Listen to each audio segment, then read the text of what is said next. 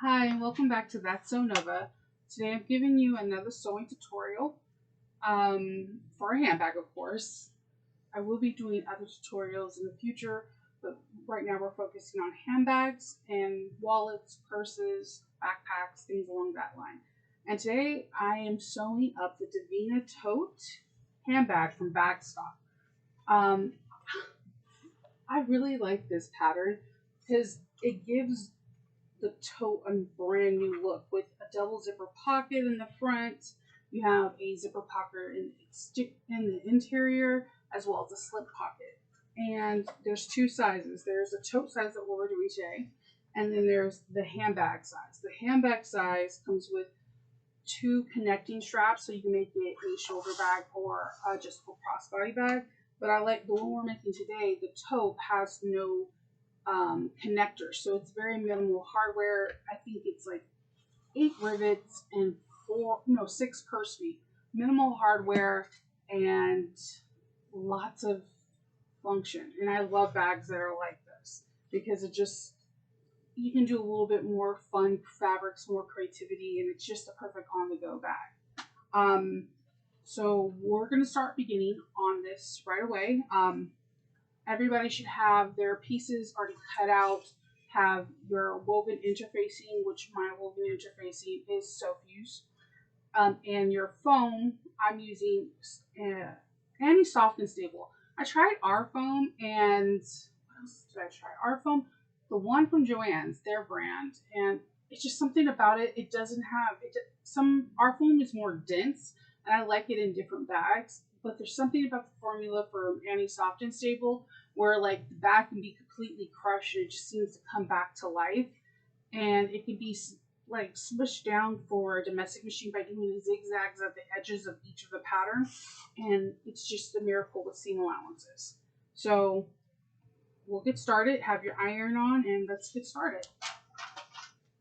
Okay, so like I said, you're going to need to make sure that you have all your pieces already all like fused on. I'm going to be using this really fun fabric. This is from More and More Mino, and it's the Sandworms for Beetlejuice. If you can't tell, I really love Halloween.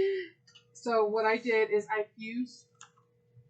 We're going to do the Sandworms, and if you can't tell, I really love Halloween, like a lot.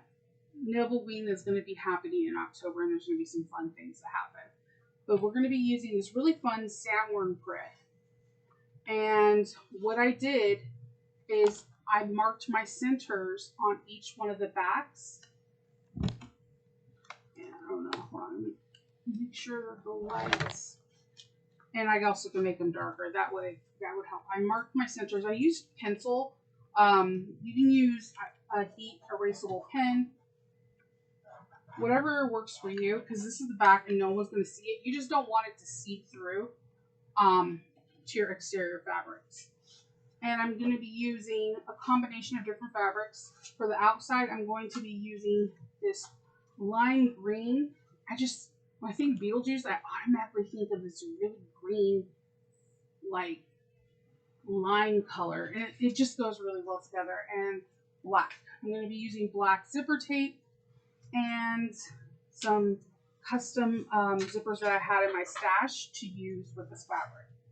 So let's get started. I'm going to have the link to this pattern in my in the description box. So if you want to start along with me, you definitely can. So we're going to start with the base of the bag.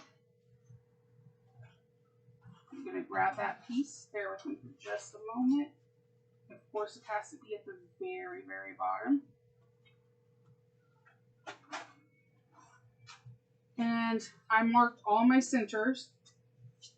And it's plain right now, so I'm going to use these really big, dramatic bucket feet.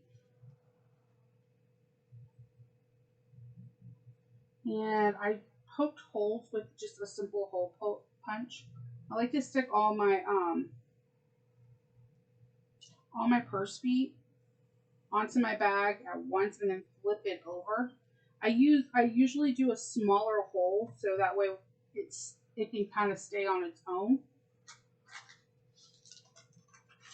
I got these bucket feet from Inline Bag, and I like them. I have the reason why I like them is because the little feet are really cute, but these really like you stick your fingers underneath the bag, and the bag is really going to be held up by these feet. The whole purpose of feet is so that the bottom of the bag doesn't get dirty when you place it on a table, concrete, or countertop, or whatnot. So I like the function of the bucket feet a lot more. And I'm going to separate them. I try to do them all at once because I've had feet before, not from MLM, but I got some feet that I love that are from Amazon. But the little prongs wouldn't separate, and I was like, "What is going on?" And I thought it was just me. I tried using scissors, um, like a safety pin to stick it in between, and I was messing up my nails and everything in the process. It was not fun. So I like to turn my feet so that way they face the short, like they're facing, they're not going up and down, they're going back. Well, I mean, either way is up and down. I just like to face it where I know it's not going to hit in the seam allowance. Like I feel like if it go, this is the seam allowance right here is 3/8. If I turn it toward this prong part towards that, there's a chance I might accidentally hit it if I go a little past my seam allowance. And I make accidents, and that's okay. So I'm all about what we can do to prevent the accidents from happening, and this is one way.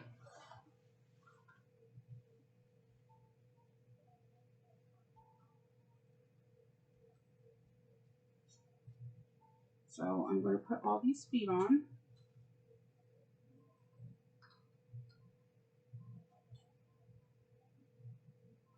pushing the prongs down.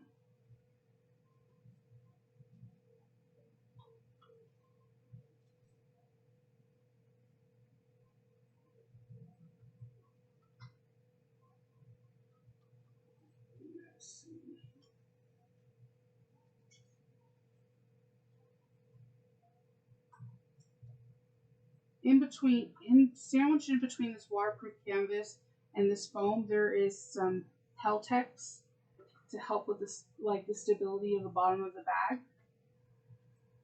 Now I'm gonna grab some double-sided tape, not double-sided tape, duct tape.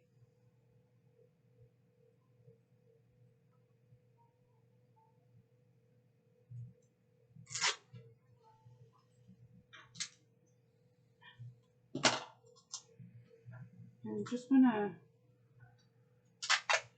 not messily. I used to just like take like one long strip, and then it just would come on. It would unstick really fast. This protects the bag so that it doesn't rub against the back of the fabric and cause holes or friction issues, because that can happen.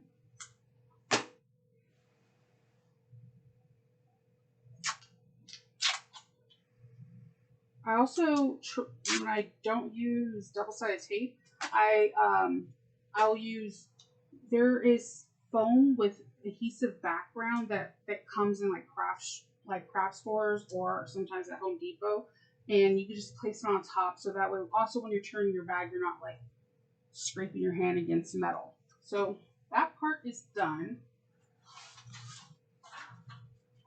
I have all my pieces connected to their interfacing. So we're going to work on the straps. So I am going to work on one big strap, and I'm going to be using contrasting thread like lime green so you can see my stitches. A little nervous about that. So I'm using double-sided tape. I'm using just black waterproof canvas that you can get from Fabric Warehouse Direct. But I also think Fabric Warehouse Direct can be bought on Amazon. And you know what's really funny? The other day when I was buying some, it was in August when I bought some waterproof canvas because I like to buy it in multiple different colors. Because I love it for exteriors as well as interiors. They're owned by Vogue. I totally freaked out about that because my PayPal was like, "Oh, you just made a payment to Vogue." I was like, "No, I didn't. I didn't buy any patterns from Vogue this month." And lo and behold, it is Fabric Warehouse Direct. I was thrown off by that. I told a couple of friends because it's pretty interesting. I thought it was interesting. So I'm gonna just make sure that I have that 1/8 of an inch gap, so that way it lays flat when I turn to the one when it's gonna become a 1 inch. It's trying to catch the paper over here. When I turn into a 1 inch strap, and I'm just finger pressing it. The tape I'm using is from Waywack, super sticky, and I'm using the 1/2 inch tape. I love the 1/2 inch, 3/8 of an inch, and 1 inch tapes.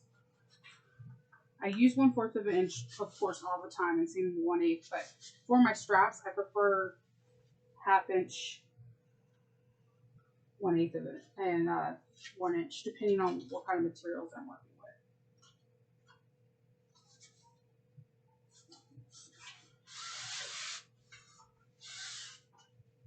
Okay, and then I'm just going to fold it over. I'm going to pop some clips in here. We are going to start sewing this strap. I like to use contrasting thread colors if there's not a lot of hardware, or if I want to give the bag just like an extra little like touch. Sometimes it works in my favor, sometimes it doesn't. We shall see if this is going to be a bag that's going to be on my Etsy shop, or if this is going to be a bag that I gift to somebody. Crossing my fingers, it's a bag that goes in my Etsy shop. But you know, things happen. You can sneeze and go off a stitch, but waterproof canvas is really forgiving. You can always remove stitches and then go back in. It is not as it's more forgiving than vinyl or a faux leather, or even sometimes cork, because you can't see the hole because there's already holes built into the weave and the weft.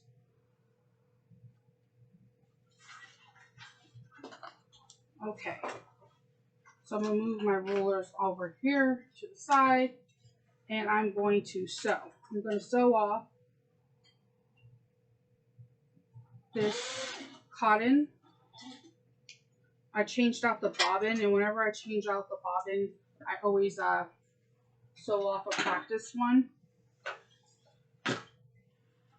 So we're going to sew 1/8 of an inch going down.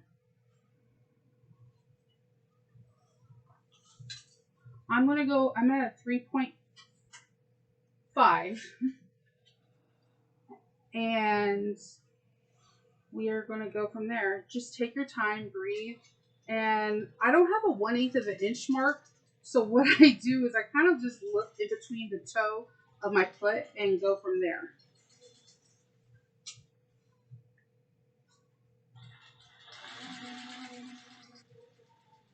There's no race, so stop and go as much as you need. Someone once told me there's no prize for the person who sews it the fastest.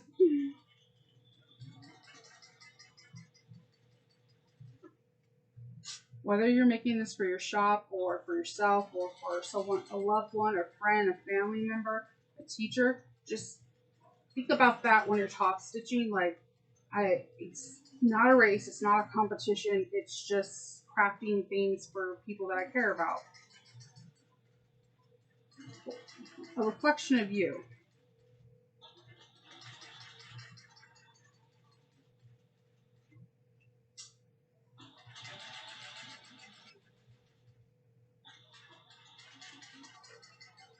I really like this lime green against the black.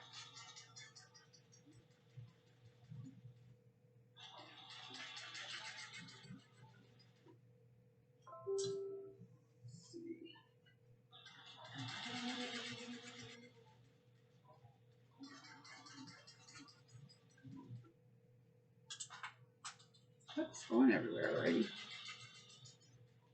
It's not a strap unless I have clips flying everywhere.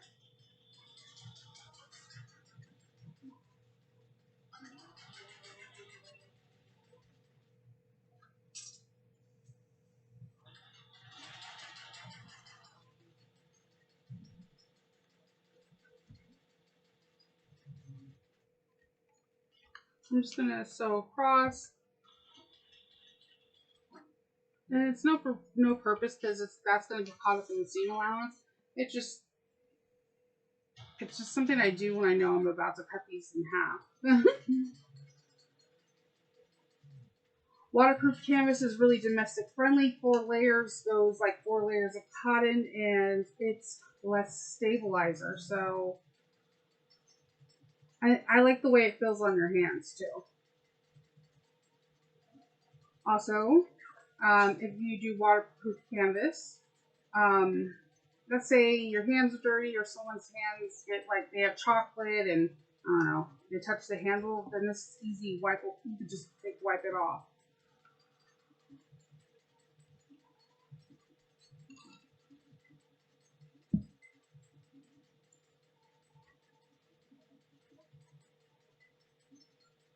And just breathe.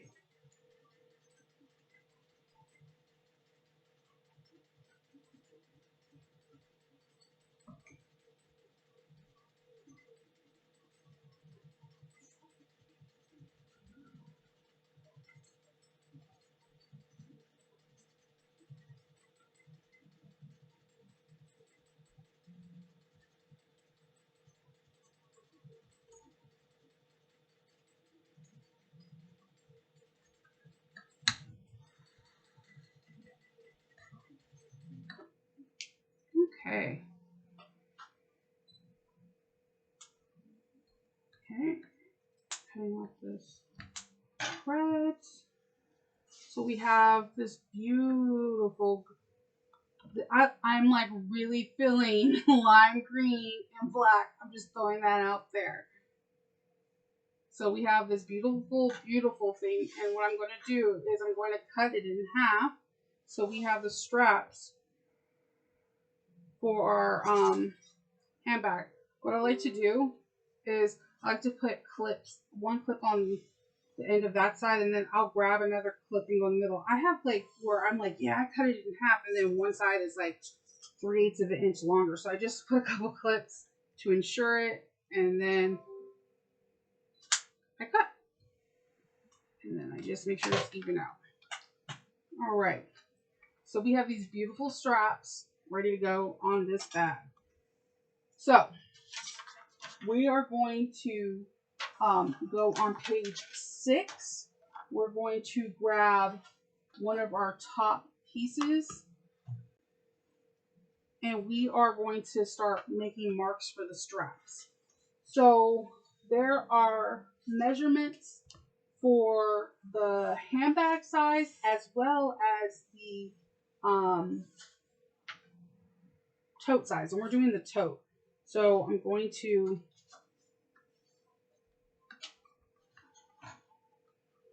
I have my center marked in the back. I'm going to mark my center in the front. I'm using a blue friction pen, and I have my little iron right next to me to remove marks. Find your center, and you're going to mark out exactly the measurements that are on the pattern.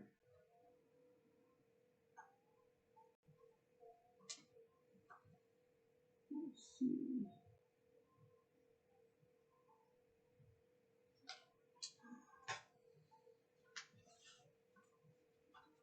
What I'm going to do is I'm going to take a clip, stick that there,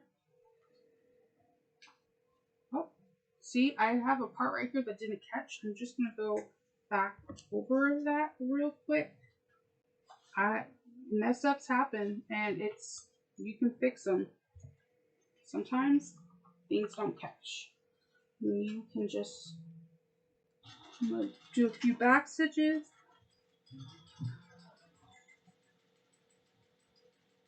And just catch it.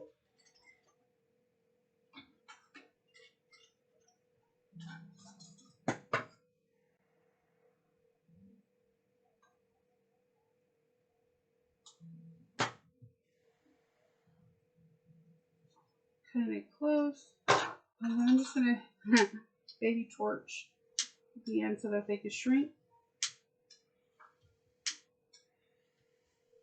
Perfect. Okay. Put this here. It's better to catch it now than like have a bag assemble and you're like, oh no. Make sure your handles are not twisted before you put these clips on, so that way you know it won't be twisted when you sew them, tack them down.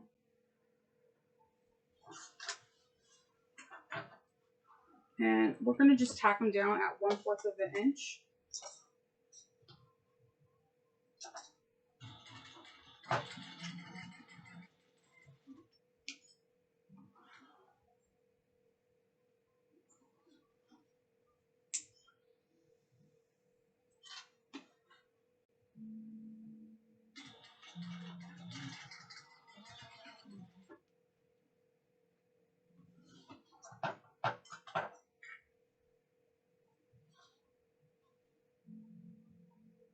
Okay. Get all the strings.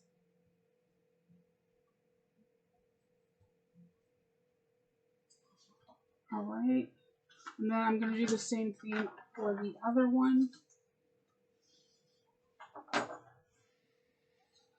see.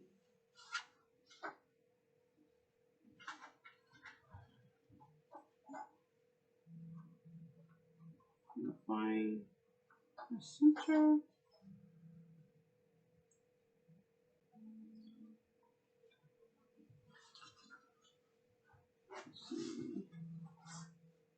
Find the center on this. Make the measurements.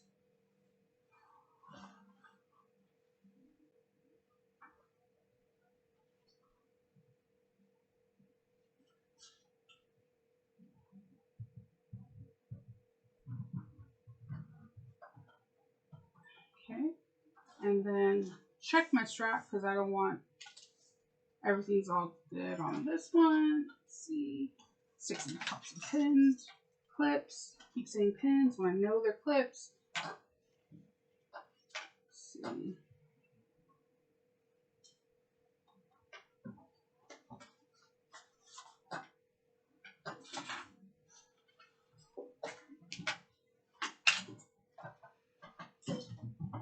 Let's see. An inch.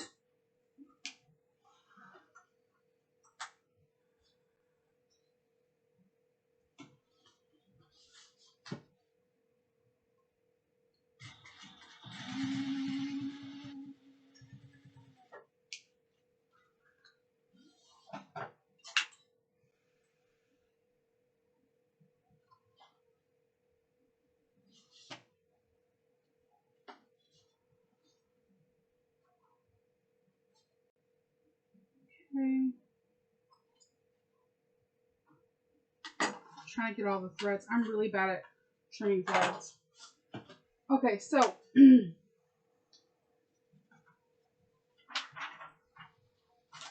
we are going to do some measurements. There's going to be some stitches that go around each one of these. So let me grab one first. This is, for me, when I made the first bag, I made the handmade bag, this is the most, like, nervous I get because, like, your top stitching on this, you need to really, really take your time.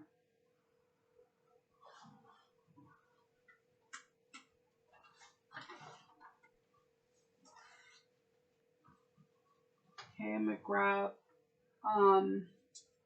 a silver pen. So hopefully you can see it really well against this black. The measurements are on page 7, where you're supposed to start and stop.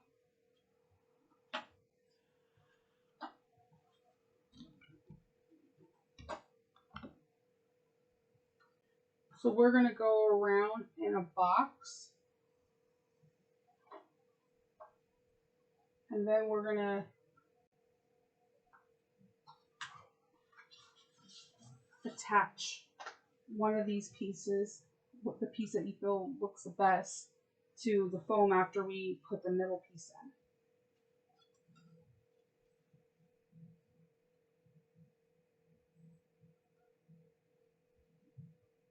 Take your time and measure. I'm one of those people that will keep looking at the measurements over and over again. Like, don't mess up, Nova. So I'm going to take this over, and I'm going to do, I have like a 1/8, so I'm going to go a little bit over 1/8 of an inch so that it's the stitches are not overlapping into a box.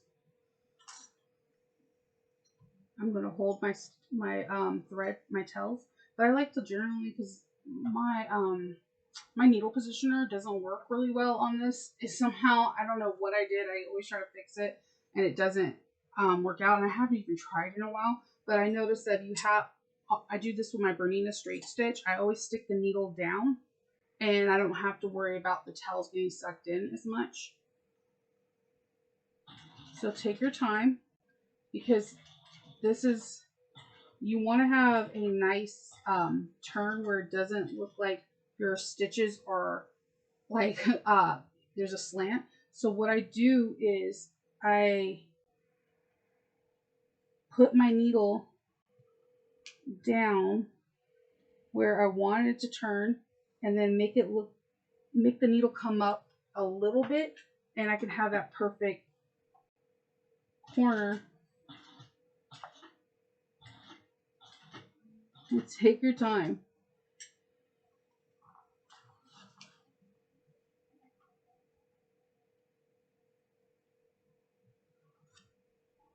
So you put your needle down, and then you let it rise it up a little bit, like it's about to come out, but not all the way. And you won't get that. There's sometimes that you can get like where like it skips a stitch and it messes up the corner. I absolutely despise when that happens to me.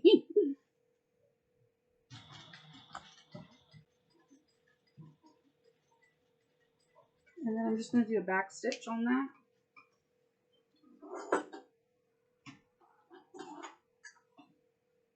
Trim off the threads. I'm going to do the same thing on all the remaining 3.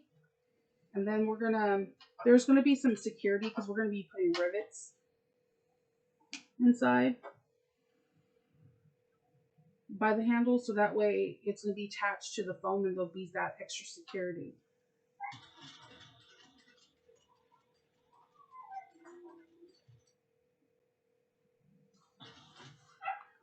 Sorry, I have a new puppy. He's in his crate, and anytime he hears my voice, he wants to, or his dad's voice, he wants to get out of his crate. I would have him out here, except last time he kind of messed up one of the sewing machines. So we usually put him to bed around 10 o'clock, which is, it's 10 o'clock my time, and I'm in the East Coast. But like during videos, he does not want to be crate in his crate. He's not, I'm like the worst crate trainer. I'm like, come on to the bed, come on to the couch. But at the same time, I don't want you on the bed and the couch.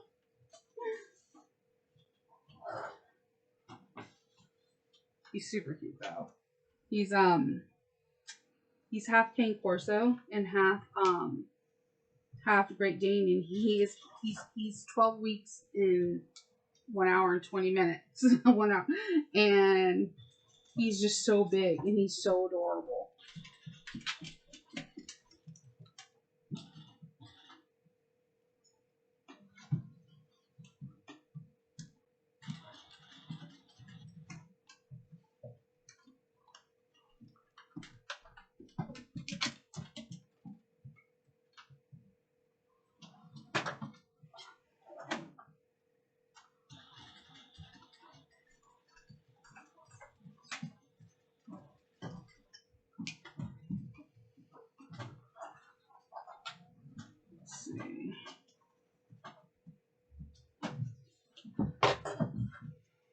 And then I'm going to go ahead and do that again on this side.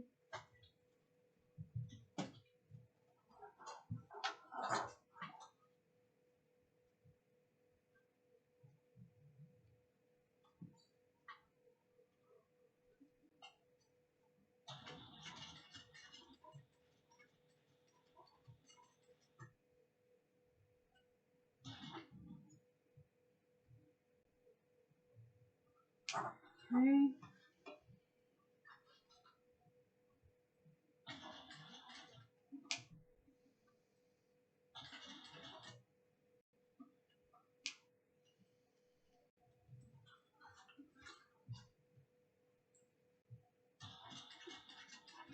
To me, this is the most challenging part of this bag.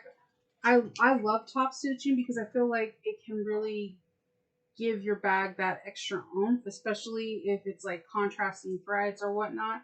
But at the same time, like everyone else, I get really stressed out. I'm like, I want this bag to come out perfect, but then I gotta realize that bags are like people. The cork, the quirkiness is real, and the quirkier it is, the better it is. So I'm gonna grab the middle pieces to this. Let's see.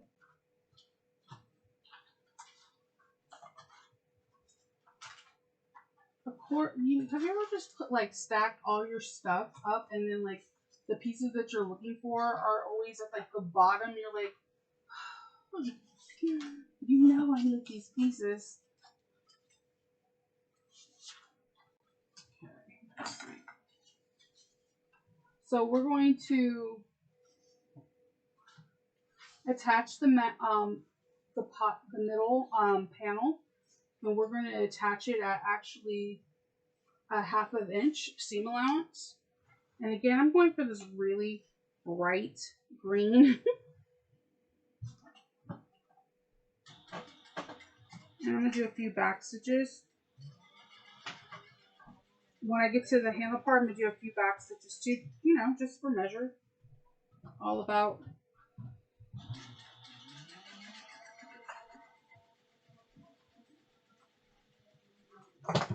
Let's see. Yeah, all that noise, that's my husband.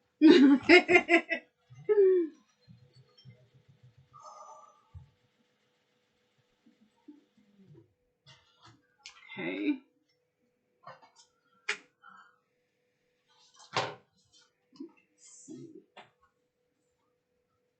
I gotta figure out which one I want to have as the front of my bag. I'm gonna attach this one piece and then I'll choose. Let's see. 1/2 inch back stitch. I'm still at a 3.5. My sweet spot from sewing machine is usually a 3, but if I'm working with waterproof canvas, I always go 3.5. I have no rhyme or reason for it. It's just I like the way the stitches are.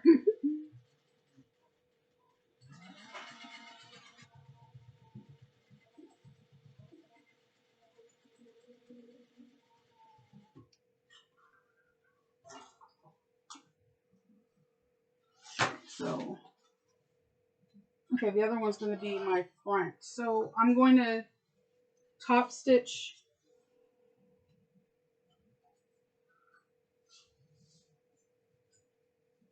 this down.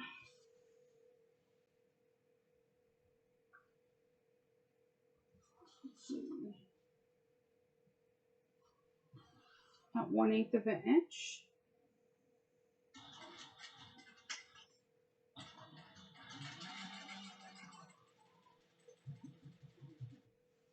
And I'm just making sure I'm pulling the waterproof canvas in the cotton taut so that way there's not like a little bit of a crinkle. Even though you can make the crinkle look like faux piping, that's not the look I'm trying to achieve with this bag.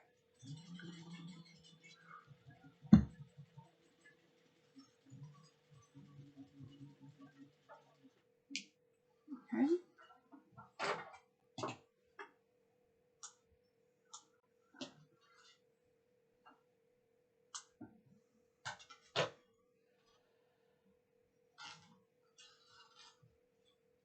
Okay,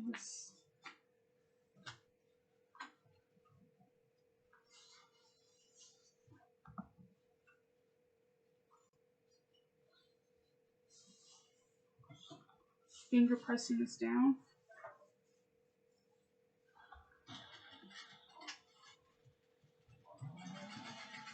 You can go to a longer stitch length for top stitching if you wish, like a 4 would be fine, or 4.5.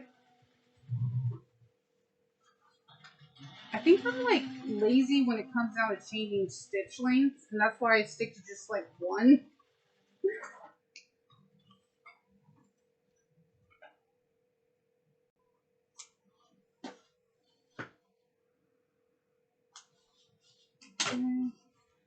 Alright, so I'm going to get the foam piece for my front,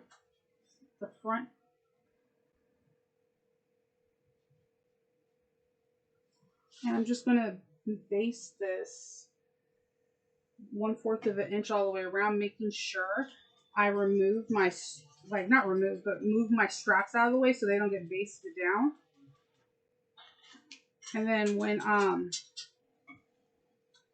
done basting, I'm going to trim any extra foam that's peeking out, because foam has a tendency of stretching a little bit too.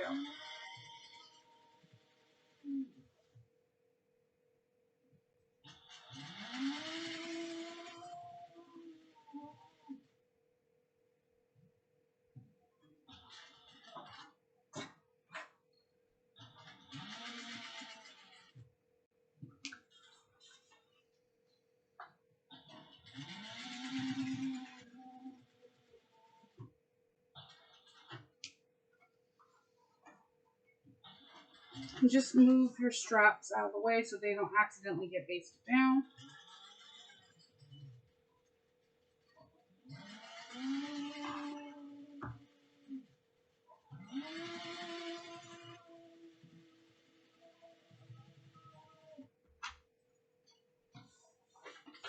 Okay, I'm just going to go and, like I said, trim. Like, I have black foam, so I'm just trimming the excess black foam off. And then taking those threads.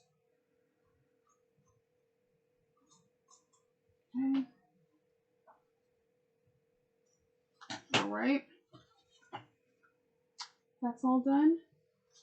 So we're going to go to page 8, and that's where it has the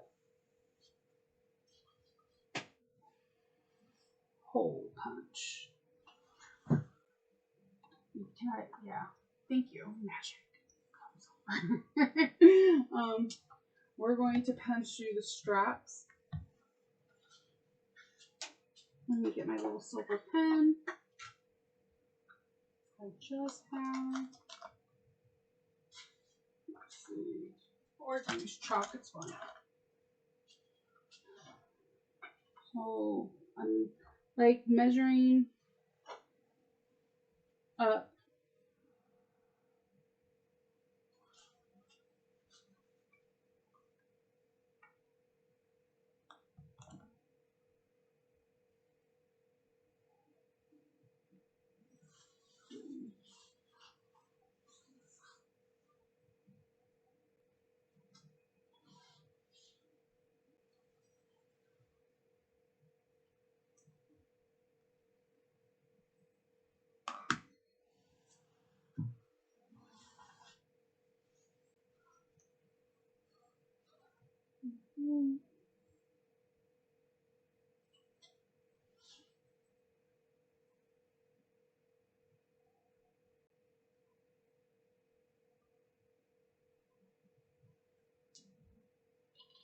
Just making sure that I have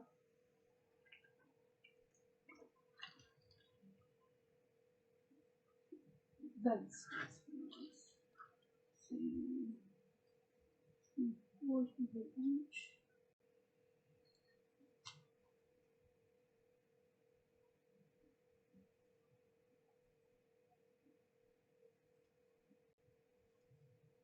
Just making my little marks. I'm sorry. I'm one of those people that like measures a million times because I don't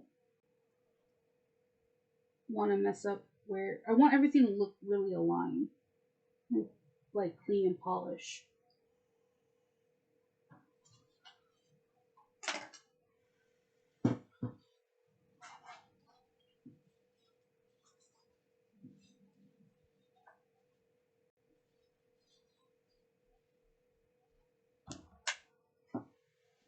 I'm gonna punch my holes. And then I'm going to show you what I do for extra reinforcement.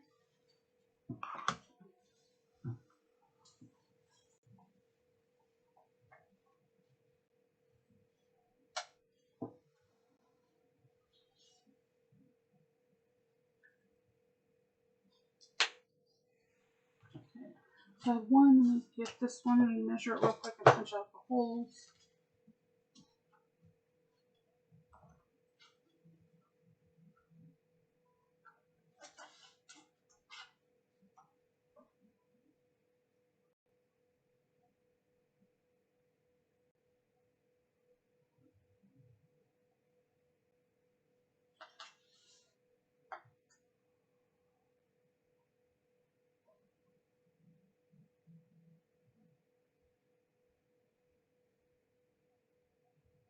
Okay.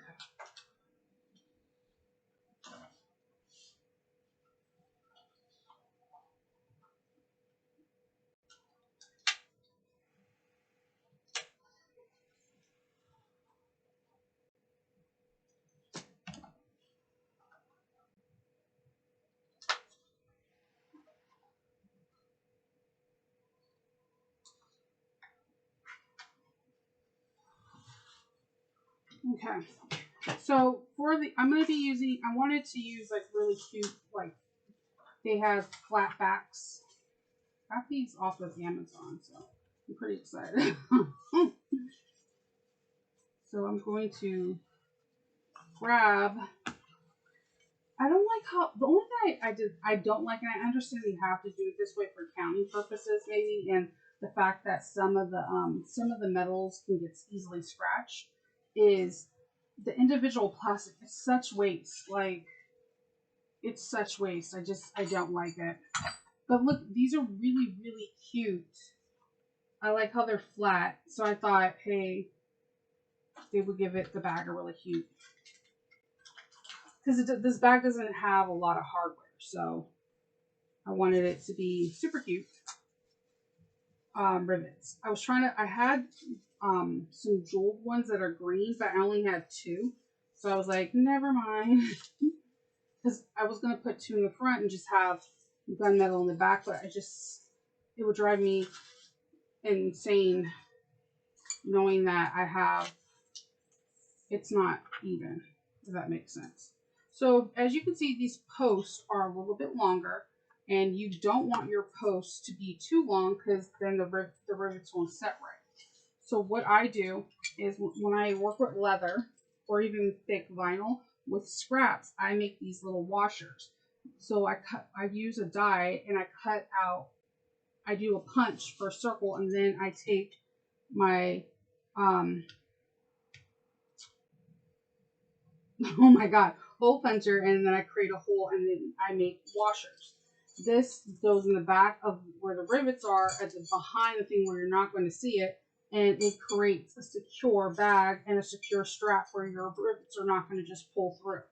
So it's something that I do with leather, but I also do with when I'm working with any kind of fabric, so that way it just, I don't know, it feels more secure. Like, it just gives it it has something where it won't just pull through. So what I like to do is I like to stick all the rivets on first. I'm threading these through before I set all the rivets with my press. Because I am notorious for forgetting one rivet, so it's easier for me to put them all on, and then I know I have to put them all, set them all.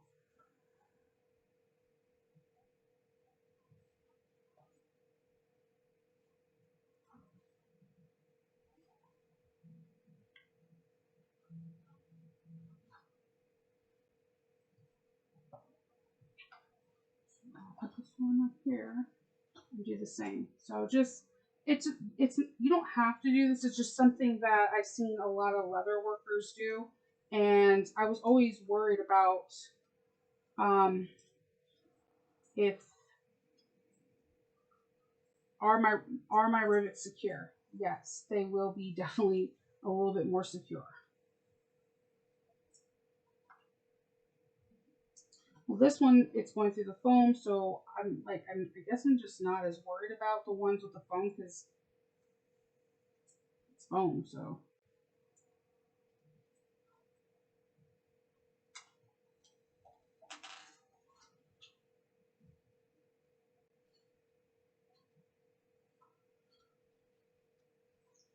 we have 2 more to go. And then we just set them.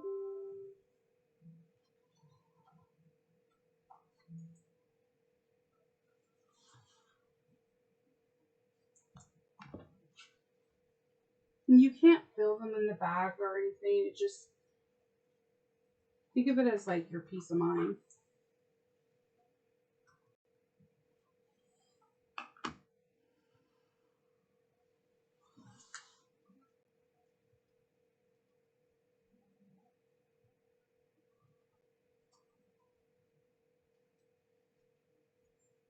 Okay, so I'm gonna bring my press.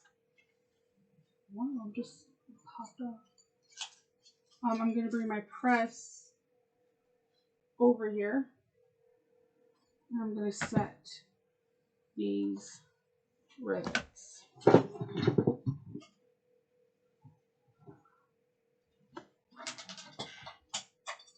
Once I drop everything, that's pretty much it.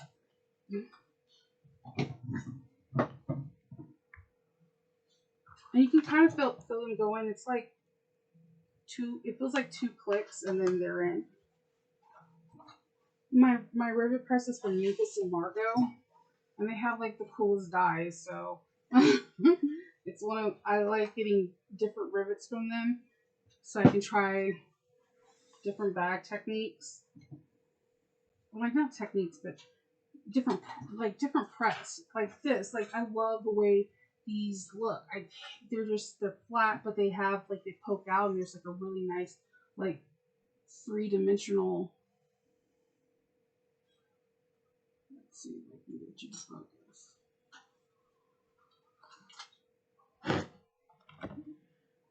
There's like a 3-dimensional. I am like not focusing right now. There's like a 3-dimensional shape to it.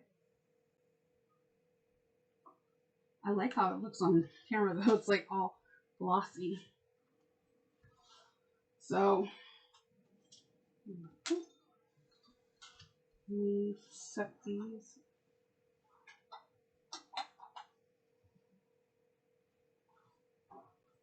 It's like it feels like 1 click and then it just like maybe 2, feels like 2 pushes, but you don't have to go extremely hard on when you have the press. And I don't know. I like Juki and Margot. I've had my press for like 2 years now. They have like the most awesome customer service. They answer all my questions, and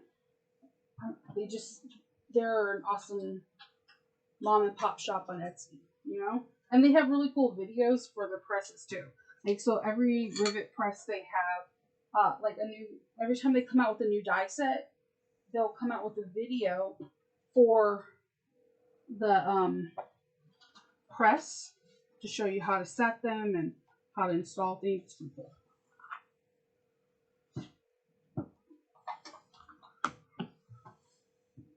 Okay. So these are all set. Move my rivet press down here. So these are all set. These look really cute.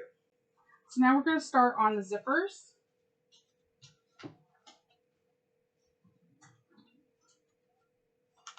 Let me get these. I'm going to get my zipper pulls ready. Oh, you know what?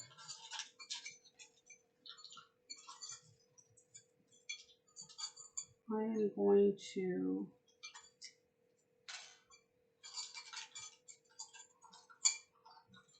I got my zipper pulls, but I forgot I want to put my label, my name tag in the middle of this. So what I usually do is like I said, I figure out which side that I want to be the front, and because this is a little bit more centered down than this one, I'm going to use this for my front, and it's the one with the foam. I'm going to find my center, and I'm going to go a half an inch from the top of the middle, and you know what, I'm going to put this on after we do the next part, after we do the zippers. So I got my zippers, and we're going to take one of the 3/8 of an inch, and we're going to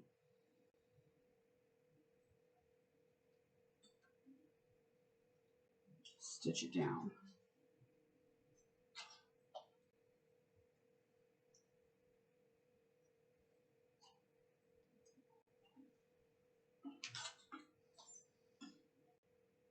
I'm going to still be at the 3.5. I have to see not putting my zipper pulls on until I actually do this part. I'm tacking it, stitching it down.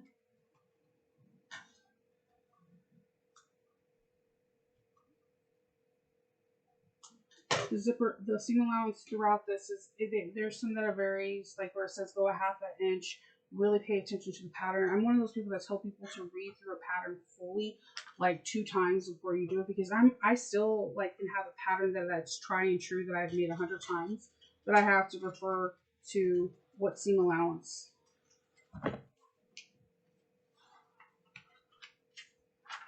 So we're on page 8.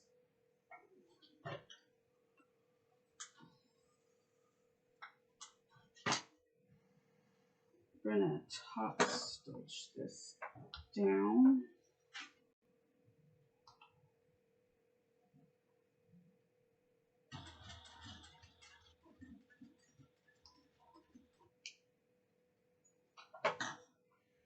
And it's just like a sandwich. You're having a nice clean finish on the inside and out. What I'm gonna do now, because they give you a generous seam, I'm just gonna cut this down to actually what the zipper tape is, very carefully. So that way when I put this part in,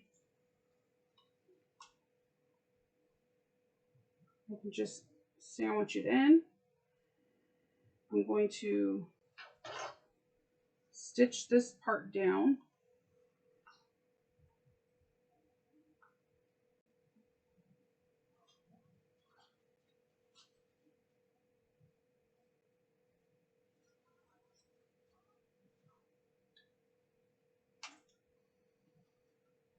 This up.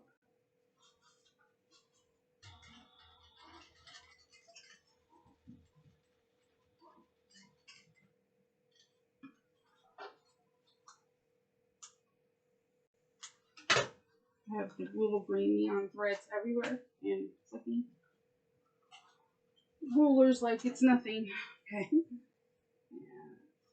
going to top stitch this now down on this side.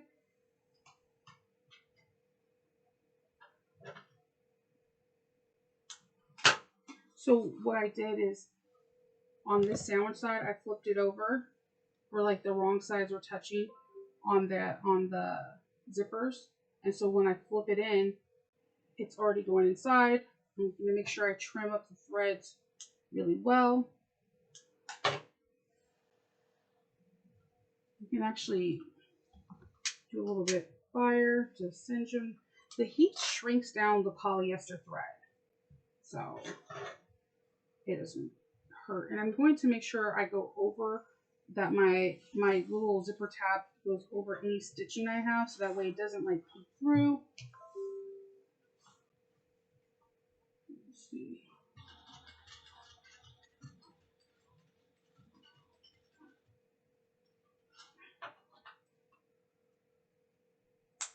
And you have a really like a really nice zipper tape. So it's clean on the inside and it's nice and neat on the outside. So this time I'm going to use my zipper tabs. So I'm using two different ones. I have a sandworm in the book of the recently deceased, and that's from Beetlejuice. And normally I will want everything like looking the same exact way, but sometimes yeah, mixed up a little bit. So I'm just opening it up a little bit. And I have the zipper like this. And I'm just going to kind of like you feed it like a thread. Okay, so I literally have a zipper jig, and I think I can honestly say I haven't really used it a lot. I wanted it because I've seen a lot of people use them and they were like, oh, it's so easy. And then I'm used to doing it with my fingers, I guess. So if you iron your zipper ahead of time, sometimes it like the natural starch that they use to iron the zippers will reactivate and it'll get it really the zipper tape stiff, and it's just easier to thread them. So I have two really cute zipper pulls, and we are going to be on we're still on page 9. We're going to now take this, our main fabric, find the centers. I'm going to use this chalk pencil, which is probably not going to show up on camera, so I'll use this blue pen. So, found my center, and then I'm going to find my center here, and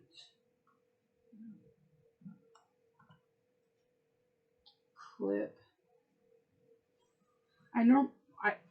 Normally, if you have zipper tape, I would tell you not even to put your pulls on until you finish putting the pockets together, so you don't have to worry about the zipper tape, the pulls at all. They're not in your way.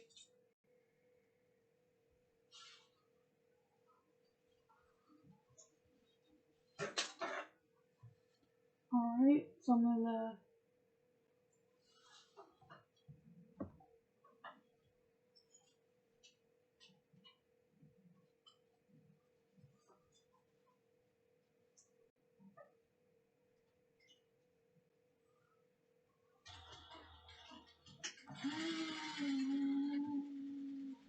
So when you get to the zipper area, what I usually do is I'll go in the needle down position and just move my zipper to make sure that this is as flat as possible.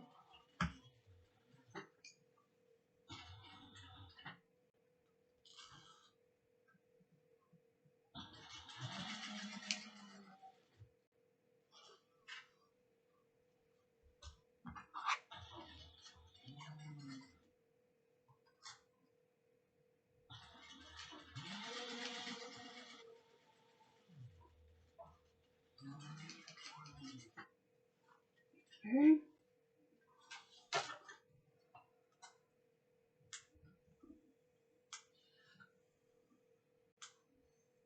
Just cutting the excess threads. Okay.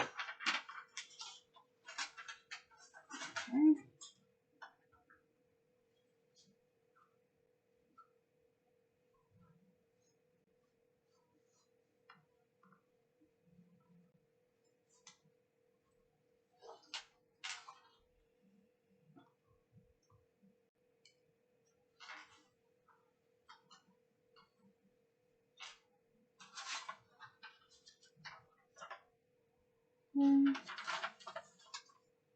going to get the bottom part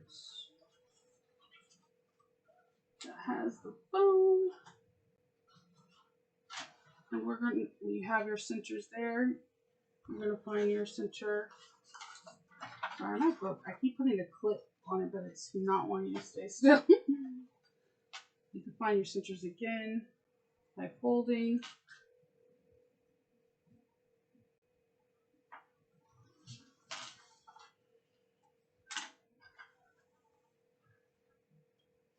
The one with the foam nova.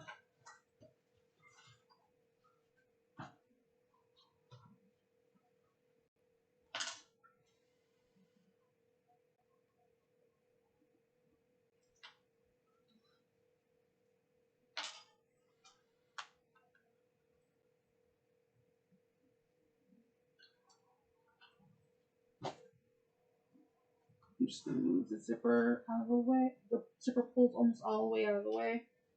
Just pin, or clip, I'm sorry. You can use pins. I'm using like mostly woven interfacing, woven fabrics.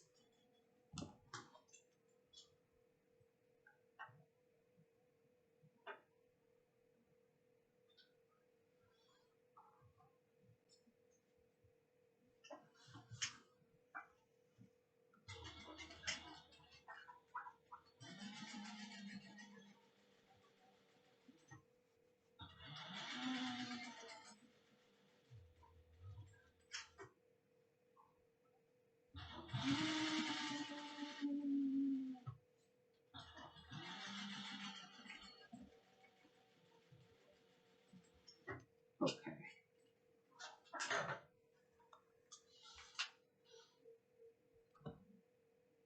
Trim threads, trim threads. Okay, and then I'm going to grab the pocket piece.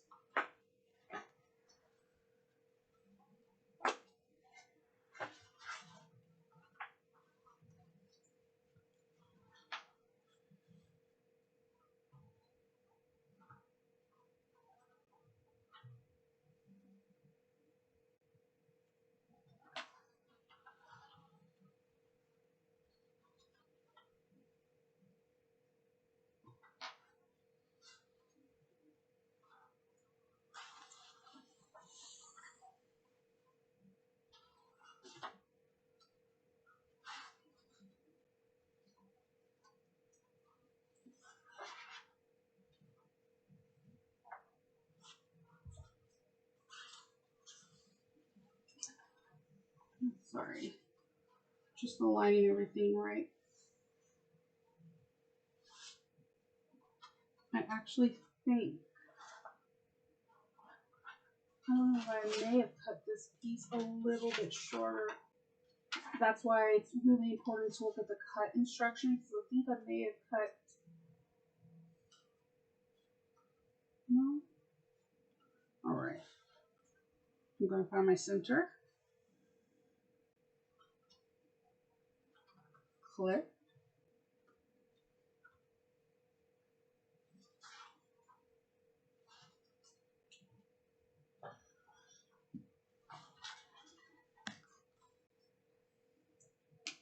Needle down.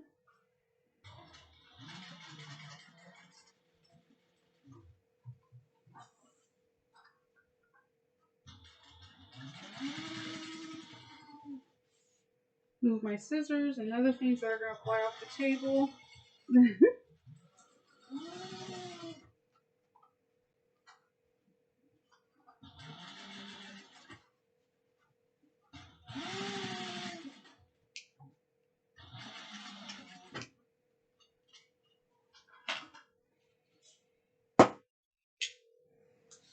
Okay.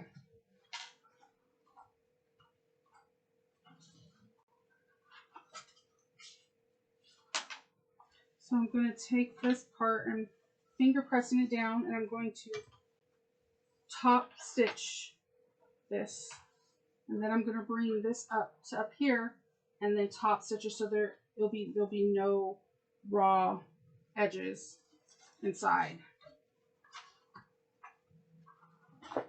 But what you can understitch where you take it and you fold all the seam allowance to this side and do it, and this doesn't have any stitching, which I think I'm going to do. I like the way there's no stitching in the inside of the lining. I don't know why. It could be like understitching is like really big in like garment making, especially if you do like I like to make like 50 like pieces from like the 50s and 40s, and understitching is just like huge. Especially also in tailoring if you like to do jackets and whatnot. And I just like the way it looks. It's always like a really super clean finish to me. You still get the structure of having it stitched because it's in the seam allowance, but it just looks really nice in the inside.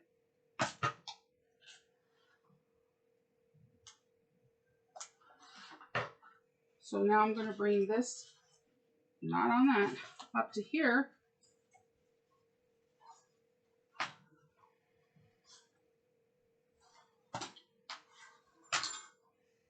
Oh, the poultice was like, never mind, you didn't want me on there. Bring this up here. And stitch. I'm going to pop a clip right here, stitch, and then we're going to top stitch. And that I'm not going to understitch because you're not going to be able to see it anyways because it's at the top of the seam where the zipper is. Always back stitch.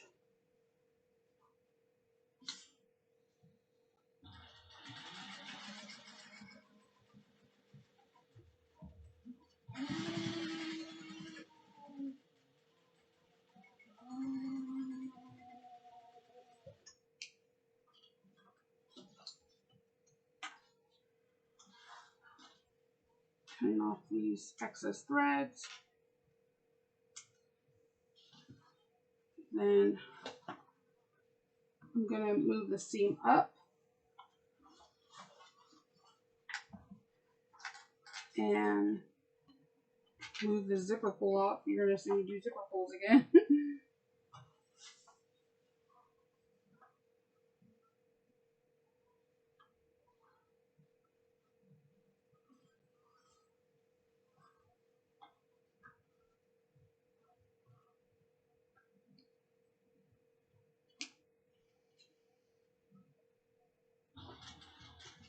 And do 1/8 of an inch top stitching, just continuously filling to make sure that the seam is facing the direction that I want it to.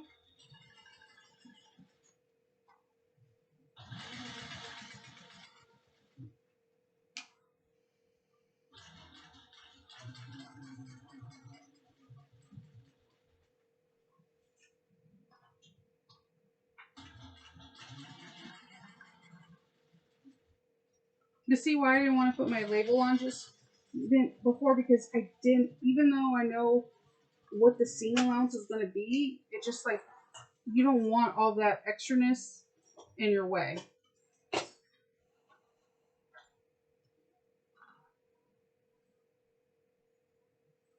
Okay, so now I'm going to put the zipper pulls on, and we're just going to base this around to make sure we catch all the pockets.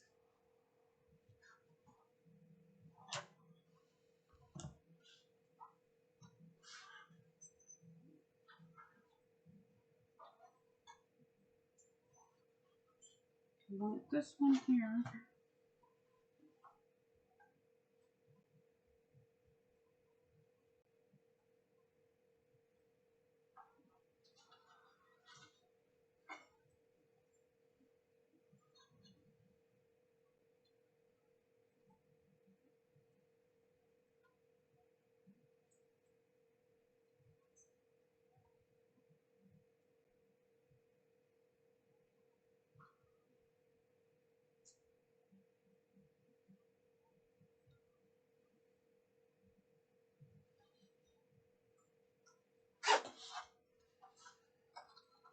One.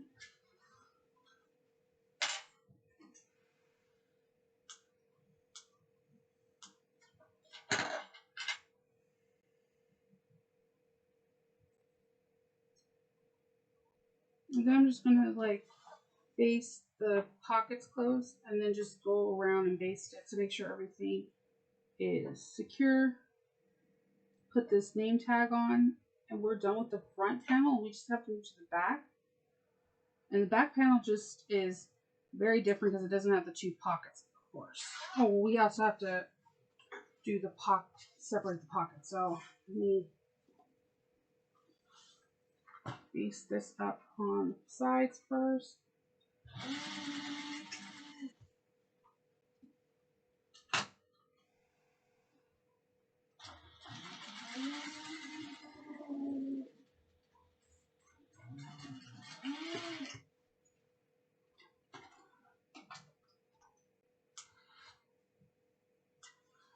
Okay.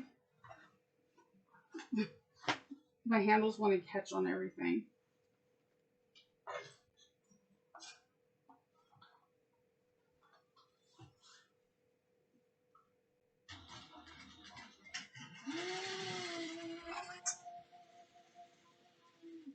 Okay.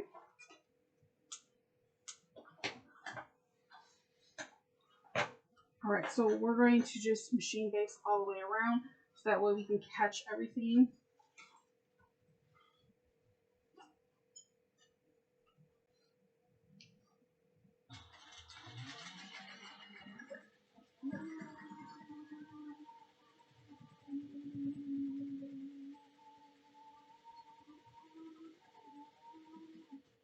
This is why you move your threads so they don't get tangled up.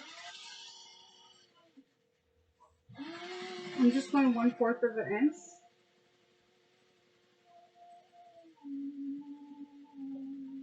And I'm back stitching over like just a quick bar tap on the zippers so that way I can cut these off without knowing that my zippers pulls are not going anywhere. Getting all the threads, And so when you open these up, you have a nice pocket. Okay, so I'm going to stick my main tag right here in the middle. My dot is still there. And what I normally do is I just like to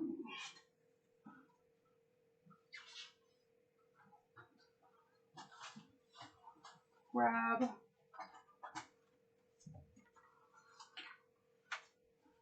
some glue and I just put it where I'm going to be putting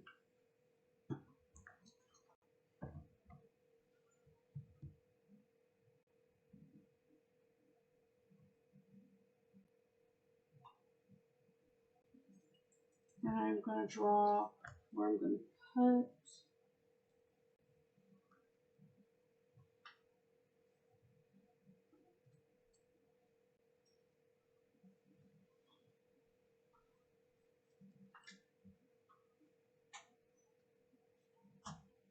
Okay. So I get my little X-Acto knife and I'm on a cutting mat. Don't do this on your table or it could just mess up your table and that wouldn't be awesome at all. And then I like to take a little bit of glue and just stick it on my label too. I like glue. I think I say that in all my videos. I love glue. And I'm going to have a glue video coming out either this month or next month. And then I go back here. I'm going to put this on.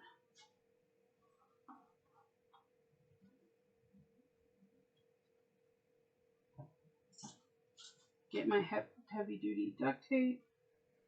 Now, you have to think of something like if you're at Walmart, right, and you're getting like duct tape and X-Acto knives and scissors, what do you think the cashier is thinking?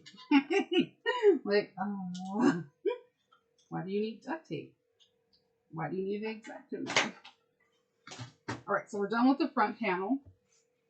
And I'm going to just move this off. This looks cute. I'm feeling this bag. All right.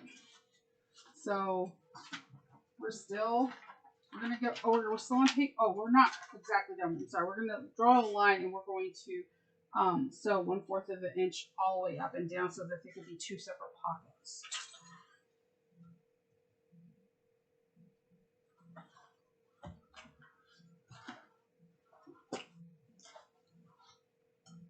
Going to match this up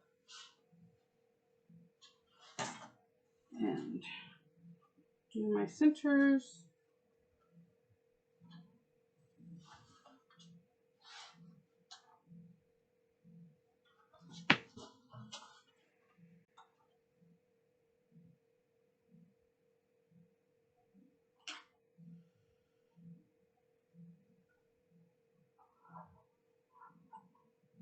Okay.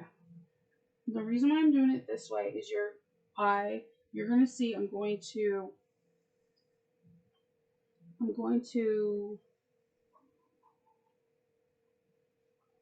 use my iron to remove these lines, but the lines tremendously help me.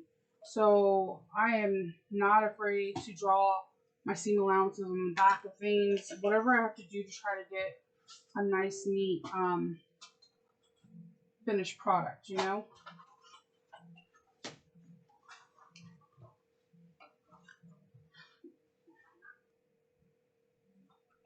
All right.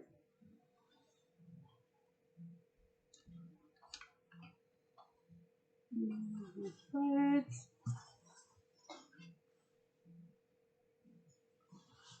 Needle down, back stitch, and knot for it.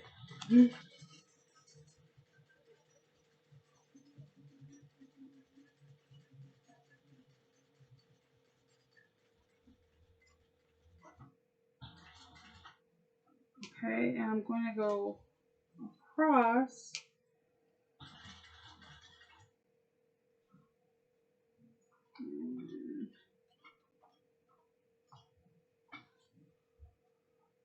Down.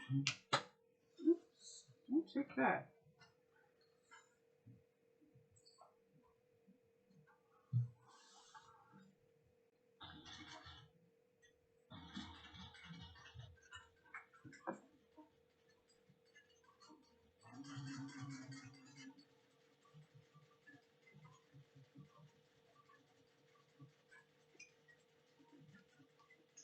All right, we have 2 perfect parallel lines.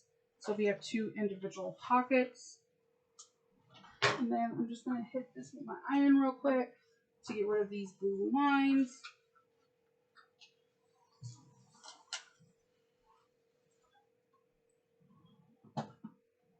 Now we're done with this main pocket. So we have our interior. These are really cute. Okay. All right, so we did that part, move the glue over. We're going to put the back panel, attach the back panel.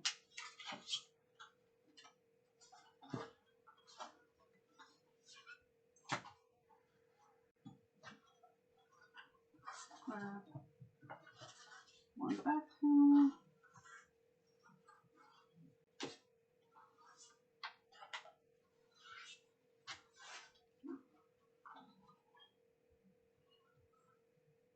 We're sewing this middle part down to the back panel, and we're going to be using a 3/8 seam allowance. If you see right here, I drew my seam allowance. I don't, on my sewing machine, I do not have a 3/8 of an inch. I have, you know, the 1/4 and 1/2 inch, and I know it's in between that, but, and I could put, later on, I'll use like a magnet when I'm putting the gussets together.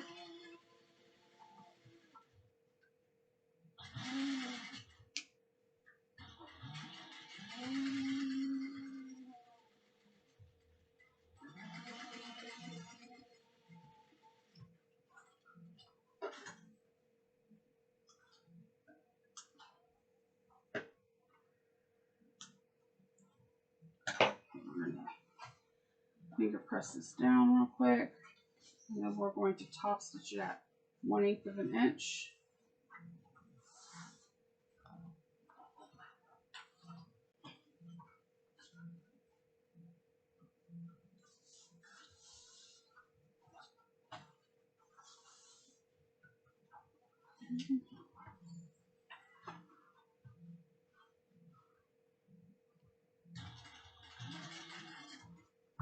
Again, pulling the canvas and the fabric nice and taut. Top stitching at 1/8 of an inch. Trying to move my scissors and things that can get in the way.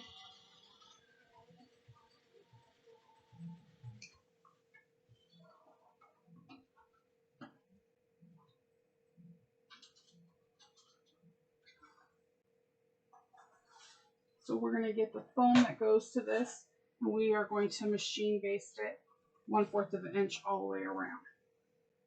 And any excess we'll just cut off.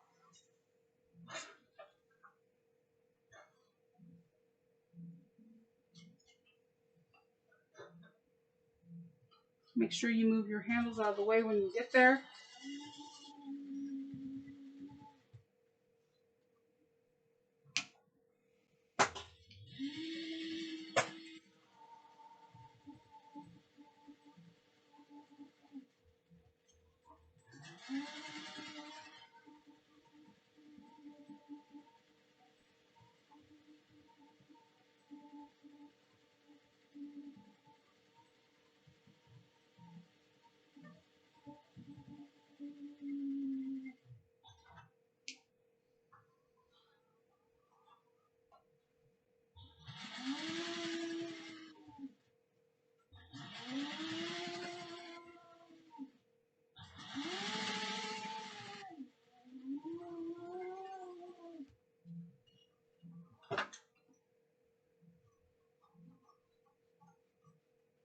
I'm just removing any extra foam.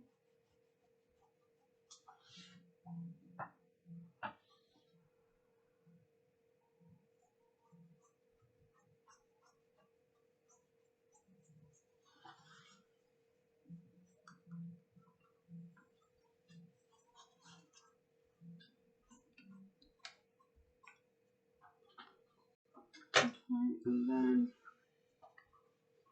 I just like, before I put these pieces aside and we start working on the interior, I just like to find my center.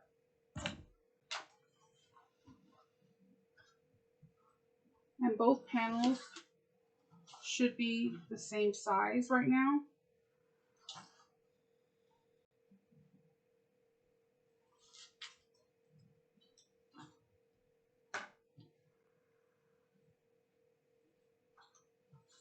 And then,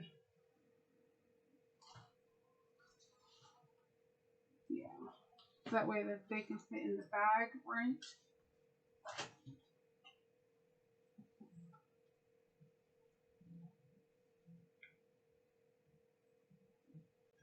Okay.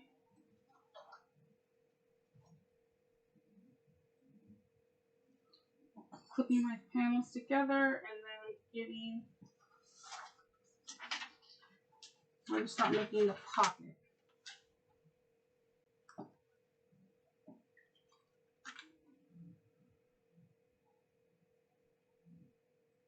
And stuff right. Let's see. One moment.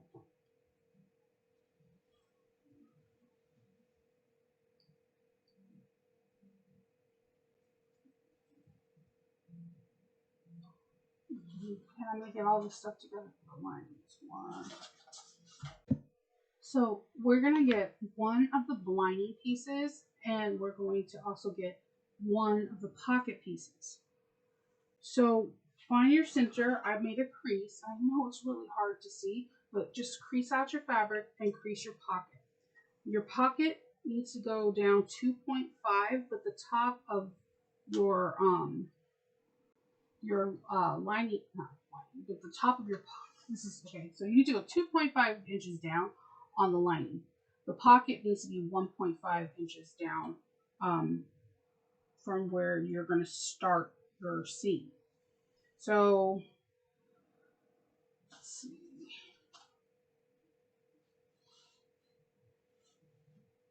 When you're working with canvas, I'm not opposed to using a little heat to manipulate it. If you're not using a lot, it won't totally melt it. So, but poking holes in it can leave permanent holes. So what I do is I use these sew tights, and they're magnets, and they replace the pins. I say this very often that sometimes I think when we're in one genre of sewing, like bag making or English paper piecing, quilting, making garments, or tailoring. There's so many different aspects of sewing. People that make shoes, boots, saddles, whatever. We always hear someone saying, well, I can't do this. I feel like if you're coming in from the quilting world, you're going to do really well because you're used to working with smaller seam allowances, like 1/4 of an inch. You're used to going into doing miter corners or doing really tight box stitches. These sew tights are what I use when I quilt, so that way I can manipulate the fabric without having pins there. Um, Earlier, I used a tool that I would use when I make hats. Like, you can use your different skill sets that you have and to put it into bag making and make it absolutely outrageous. Just like how I did the understitching for the lining so that you couldn't see the green or black stitching in the inside. So these are so tight, and I'm going to go over here to the machine. And again, I told you I'm kind of weird about my stitches because I'm kind of lazy. I don't like to do too much. But when I do the pockets, I literally try to do the smallest seam I can, the smallest stitch length I can, which is a 2.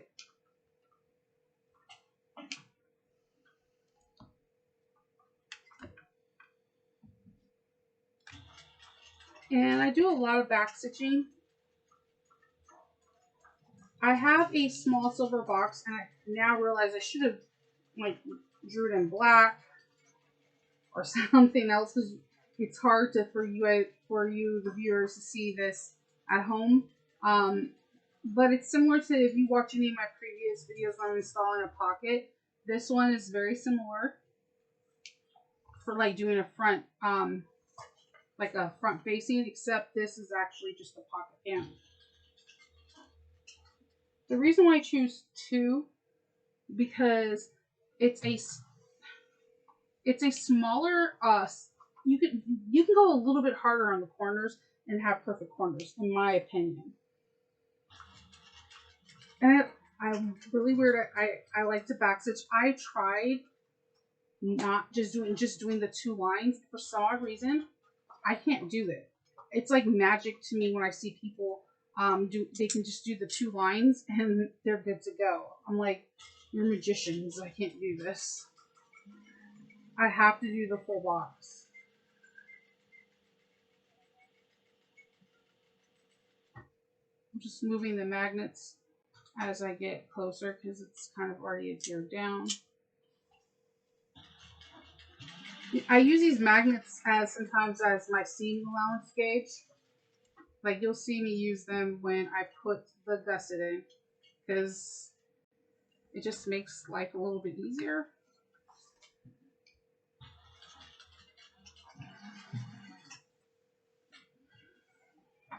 Okay.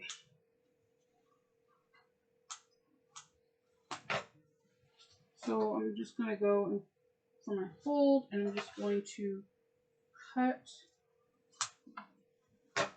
And I'm just going to go down here, and I drew a little V of where I'm going to cut, where I'm not going to go into the seam allowance, but I'm going to get as close as I can to the stitches without cutting the stitches.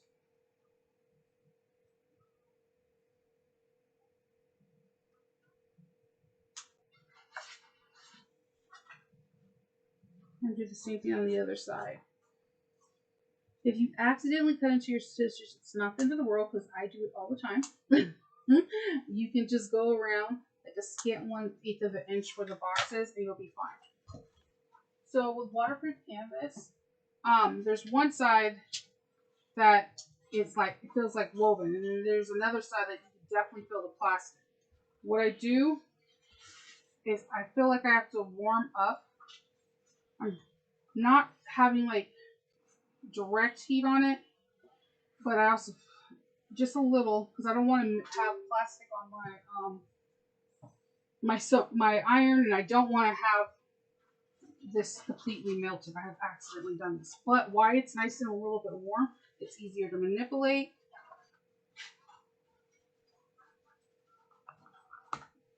And put through.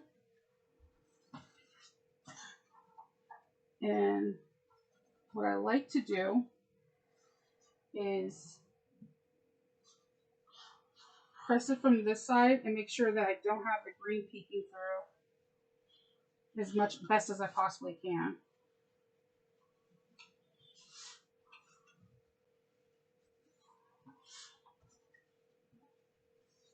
Okay, so I know people are like, you're not supposed to iron waterproof canvas. I've done this a lot. I promise you'll be okay. But see how smooth that is? That's what you want. You want no puckers, nice and smooth. You can see right into it. You're good to go. So now we're going to grab a zipper. I'm going to grab a zipper pull.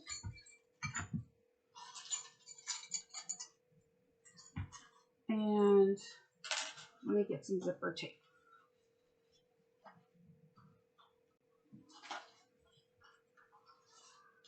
Grab that pocket. Grab some zipper tape. I'm using 1/4 of an inch.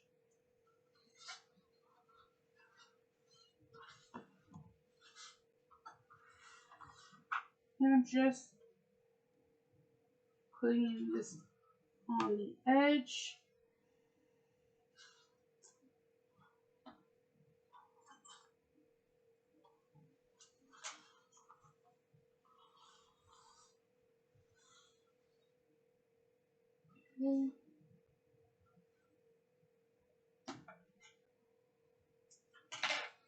Okay. I'm going to remove the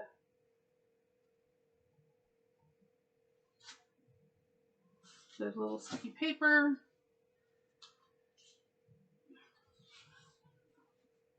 And just line this up as best as I can. I know this is going to look weird because you're like, hey, why isn't your pull on? I usually don't put the pull on until the last step, so it could just be convenient. So we're going to sew around this. So I'm going to start right here, go all the way up to the side, all the way across, and then I'm going to put the pull on, I'm going to put the needle down and put the pull on over here.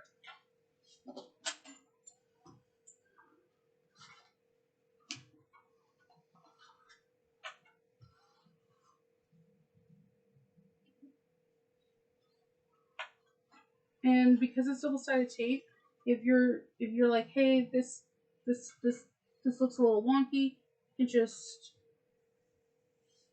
reposition it.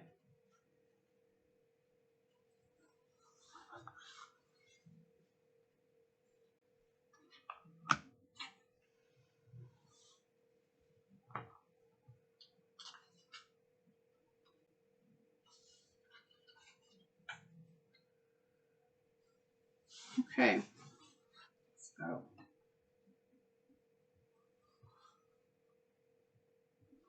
Oh, you know what I like to do too is I like to,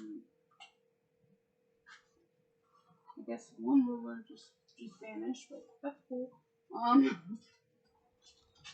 like to grab a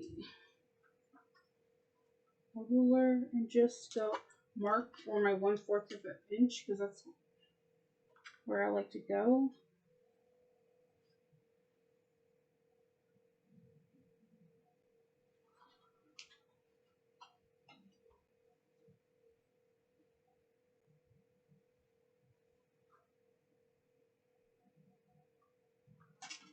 Just on the sides, so I know where to stop and start. There's always a method to my madness, I promise.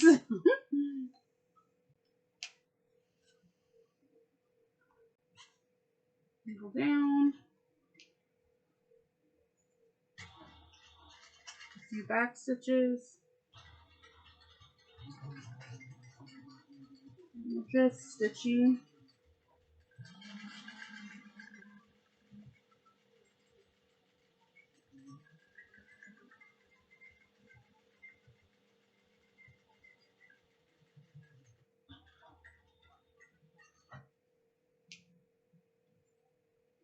Make sure you put your needle where you want it.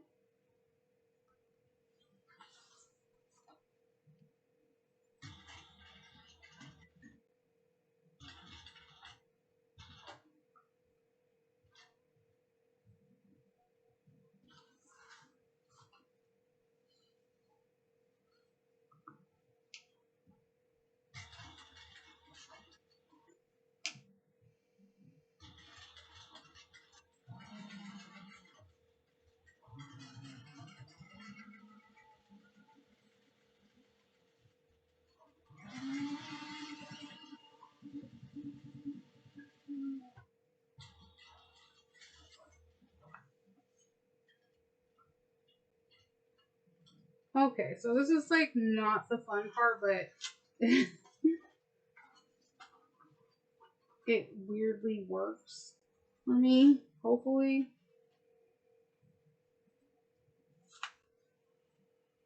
If it doesn't, I can always just do a couple stitches, which I realized I made this zipper tail way longer than this. See, this is a fixable moment. I'm going to do a few back stitches on this. I'm going to take this out. Cut off this trim. I know I do everything really unorthodox, I promise you. It's the way I work. So I have a little bit of room here. I can wiggle this in.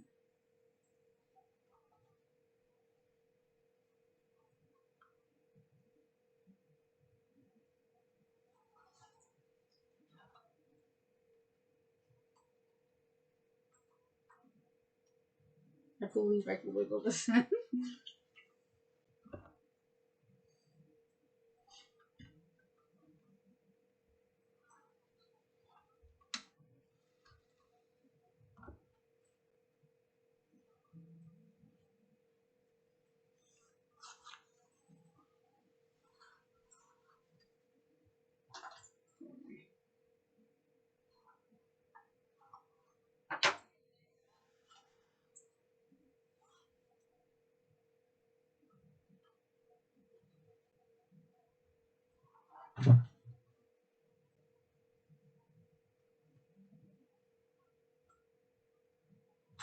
Oops.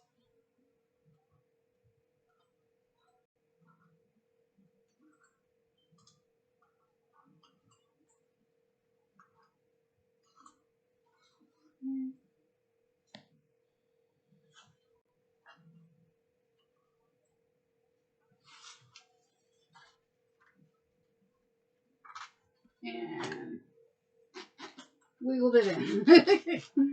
Yay! So I'm going to stick my needle in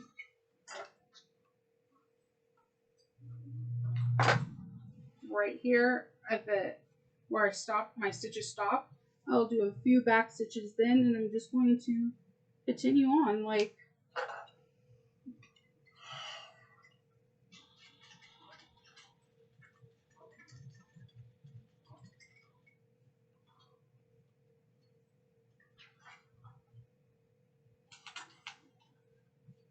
okay.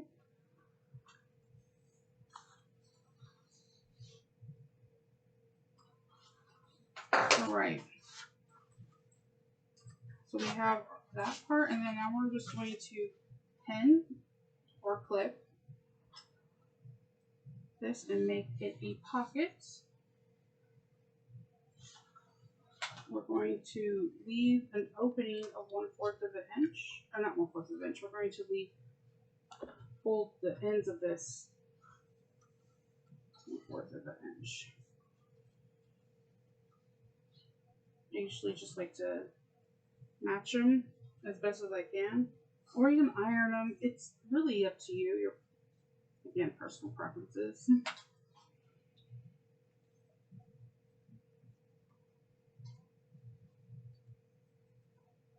Grab a couple clips.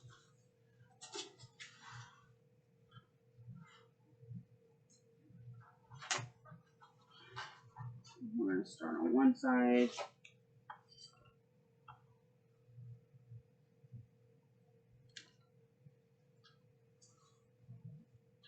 This will help when we're birthing the bag. And when you get to the little part where you have the V, just I always do like a few bar tacks over it.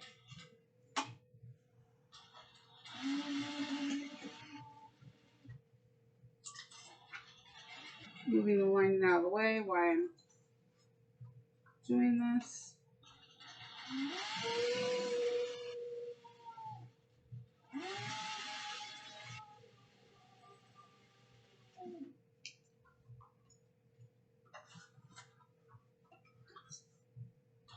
The little V is from the where you made your zipper pocket. You just, like I said, a few bar tacks. It helps with keeping it secure.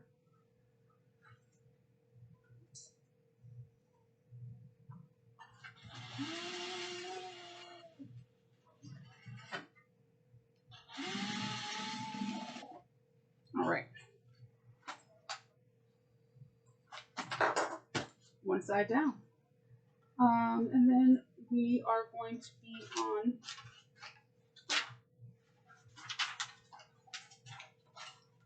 page 14, and we're going to make the slip pocket.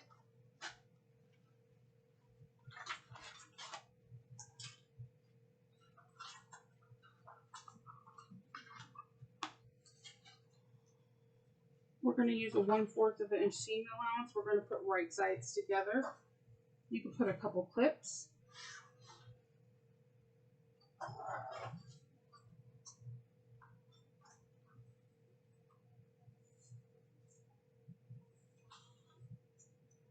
Back stitch.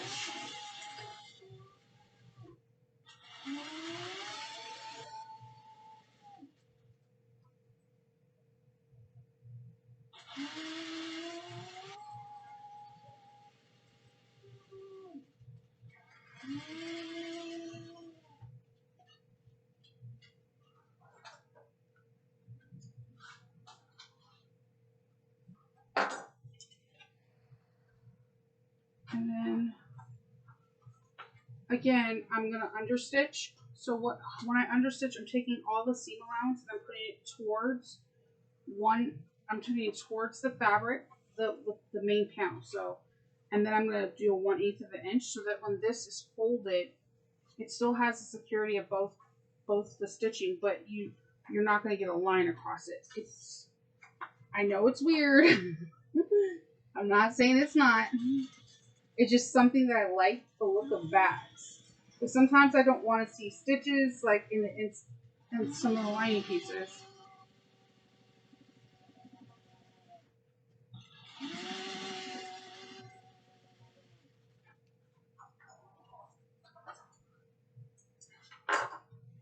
And then I could just take my iron real quick. And I'm going to roll this seam.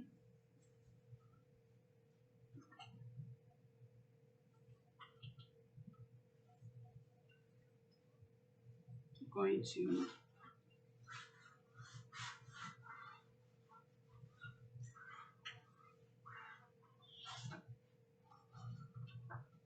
get these threads.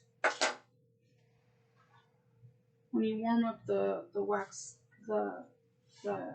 canvas, it starts like waterproof canvas. I'm sorry, not wax. It becomes more pliable. The steam is setting the stitches.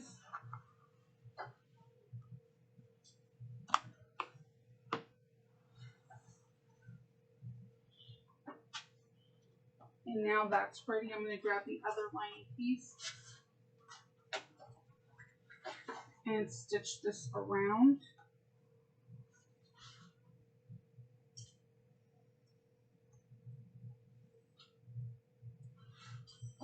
Pop in some clips so it doesn't shift. Move my bazillion scissors that I have around. I have an addiction to scissors. I'm not going to lie, and rollers. It's just a weird thing. We're going to put this in at 1/4 of an inch.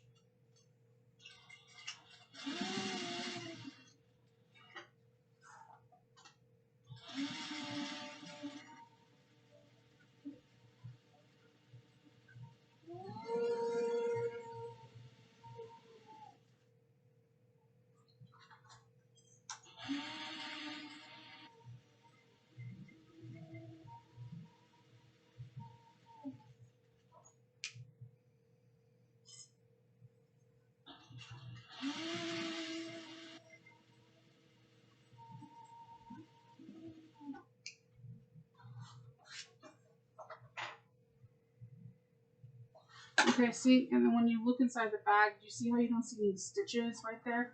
It just looks really clean to me. So you have your top stitching right here, but then, oh, I'm going to put something in the bag and there's no stitches. So on page 15, you could divide the pocket how you see fit. This is a big pocket, so you can like divide it down the center and have like 2 pencils. I'm gonna just put a center. I'm gonna make a center one. I'm going to grab my friction pen, find my centers.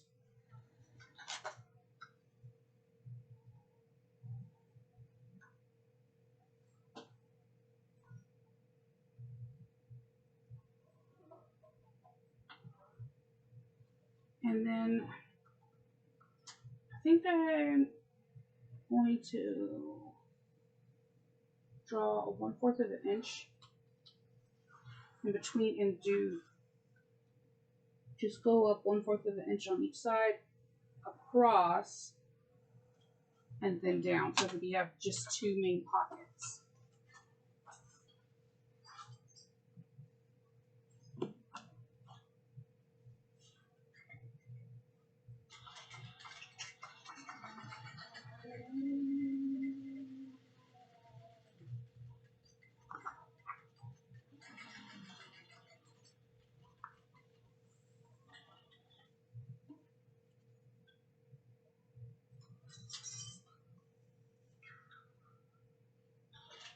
And when I'm at the top, I'm going to do a few back stitches for reinforcement, because these pockets are going to get a lot of like throwing your cell phone, keys, what have you in there, and you just want to make sure that the dividers don't come out.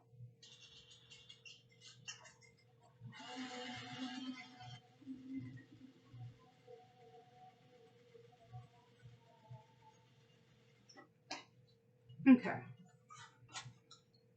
Because I use my friction pen, I'm going to hit it with some heat real quick to erase it. And then the heat also sets the stitches. All right. So we're going to grab our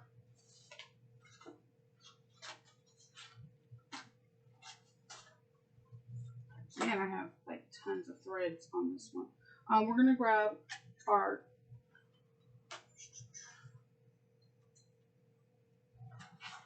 zipper for the main closure. Of course, everything's on the bottom.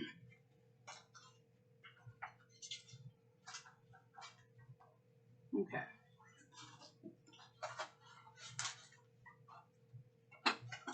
So on the main closure, we're using a 20-inch zip, and then we're going to curve, or you can fold down. You can hand stitch this, or I hand stitched it. If you see the green stitch, I purposely did green stitches so you can see.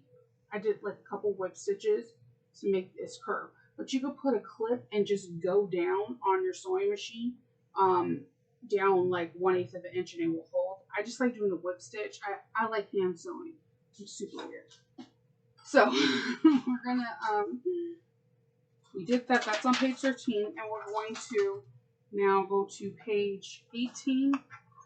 I'm sorry, and this is where we're going to do the closure. So we're going to fold one main end 3/8 of an inch down, and I'm just going to hit it with a little bit of steam, just a little. I'm going to do this on 2 of the panels.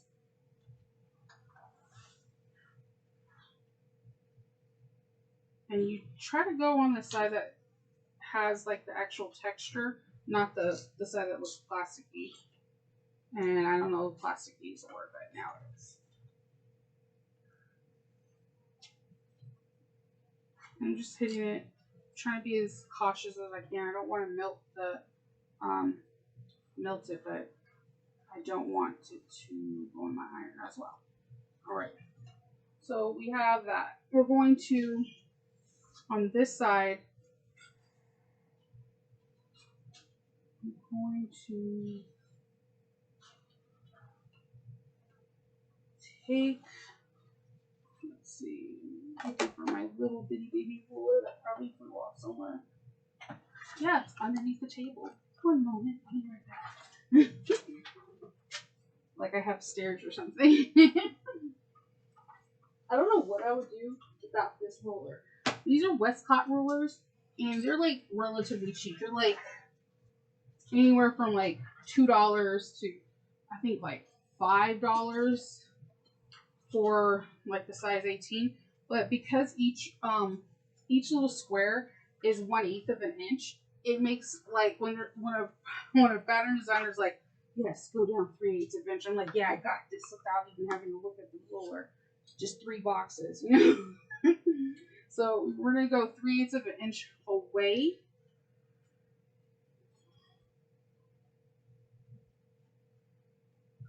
And we're putting the zipper tape.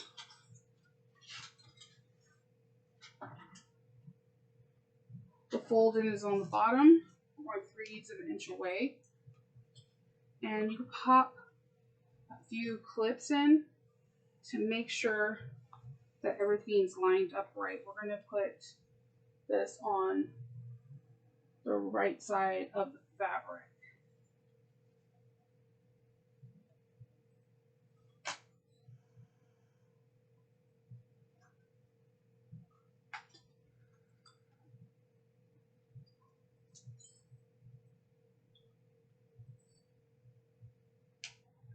I like to do a couple stitches like away before I put it on there, so that way I feel like it's a little bit more secure.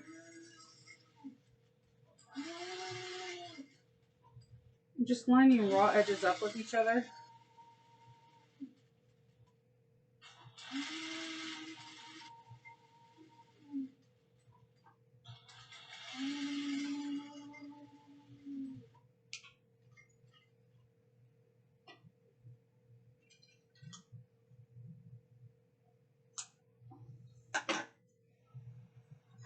Cutting threads.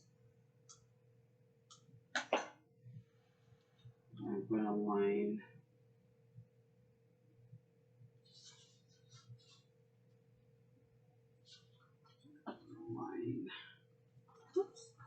this up.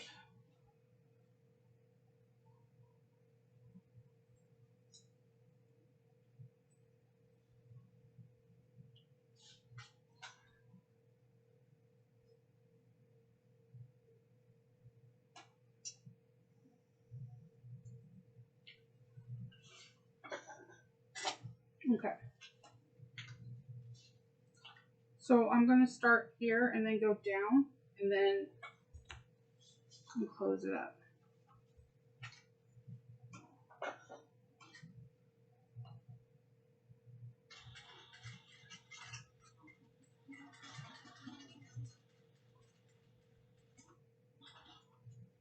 You're again saying like, Nova, you don't have your zipper in. I mean, your zipper pull in. I never have my zipper pull in until the end. I just hate moving the zipper if I don't have, like, if I really don't have to.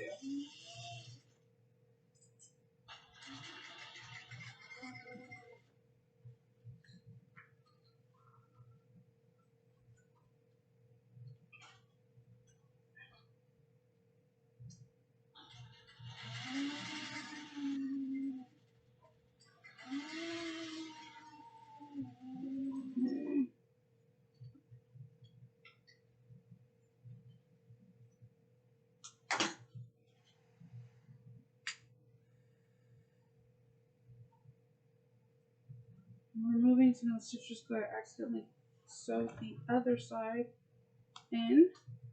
It's cool, it's cool. We can fix it.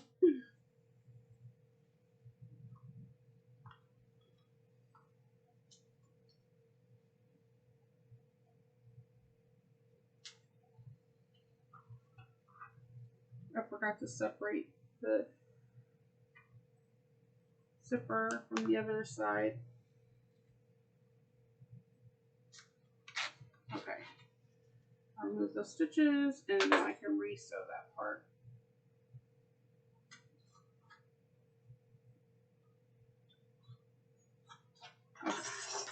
I'm just going to resew this part, back stitch.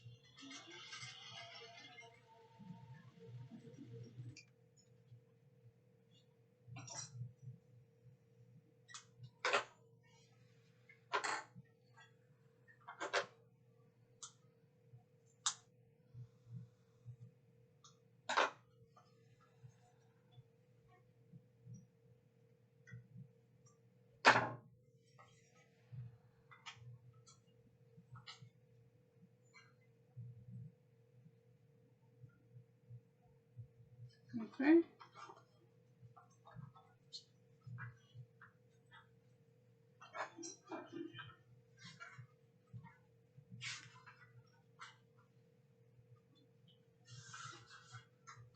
Gonna get my iron, hit this with some steam. I'm first gonna go in between the seams real quick. Just like hovering, not like putting it on there.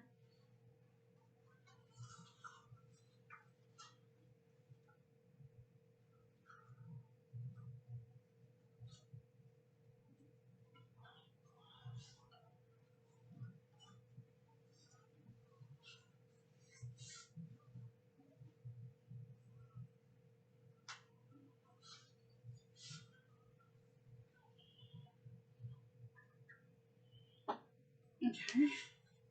I'm just going to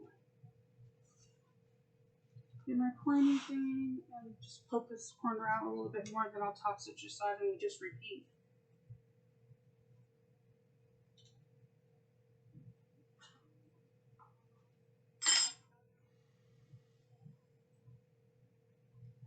Okay.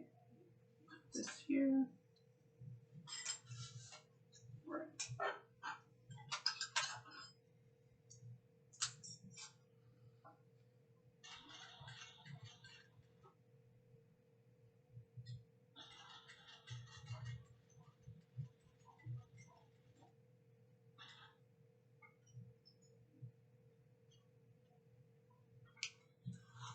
Okay.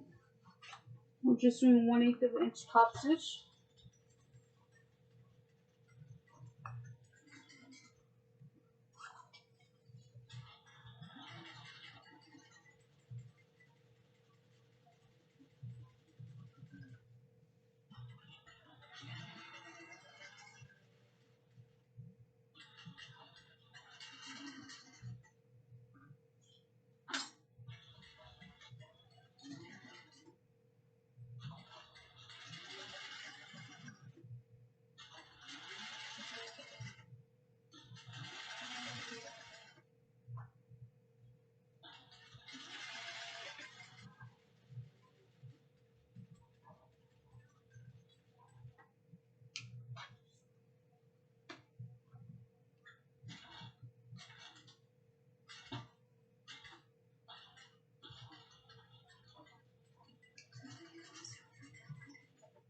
Okay.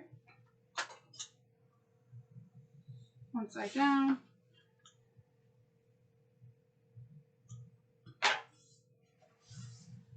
Alright, and let's do this one real quick. We're going to mark 3/8 of an inch for it to not.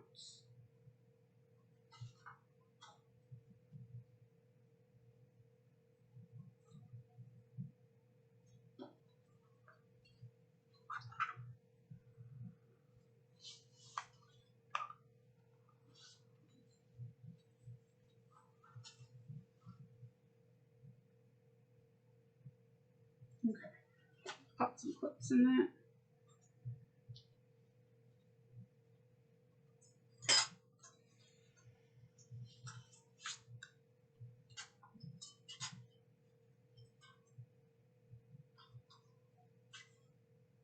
Okay.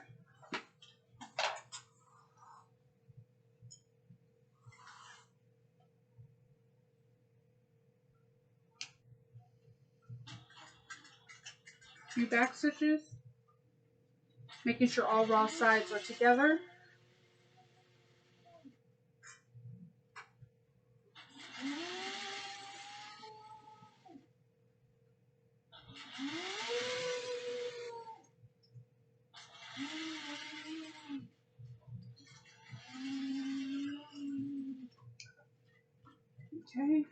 the second to last panel.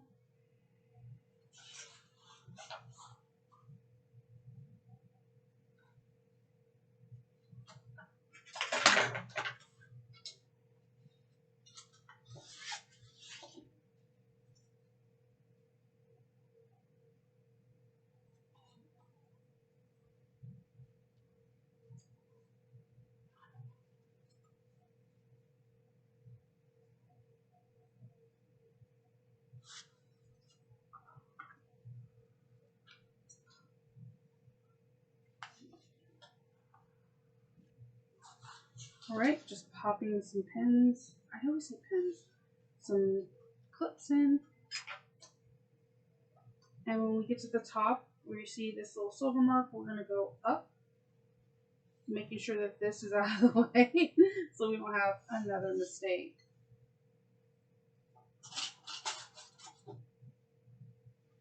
Alright.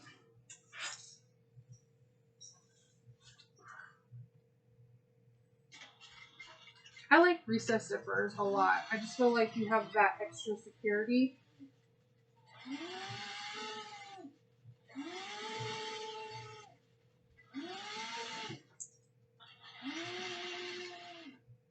Okay, so just kind of just move that away.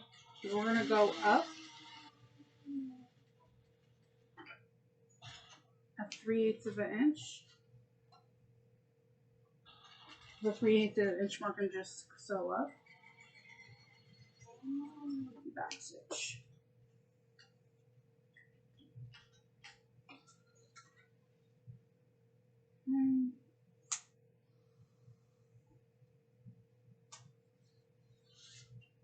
Trimming threads, clipping corners.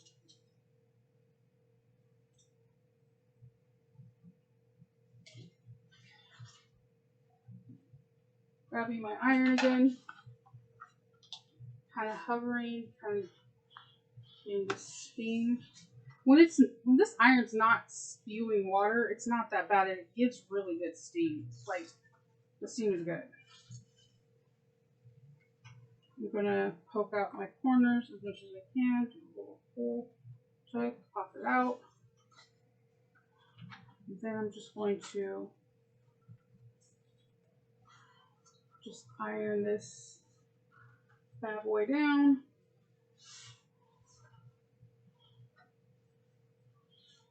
Make sure the back is cooperating.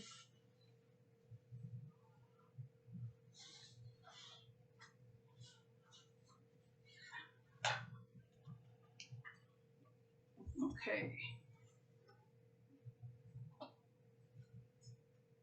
Pop a couple clips just to make sure that the fabric doesn't shift while you're sewing.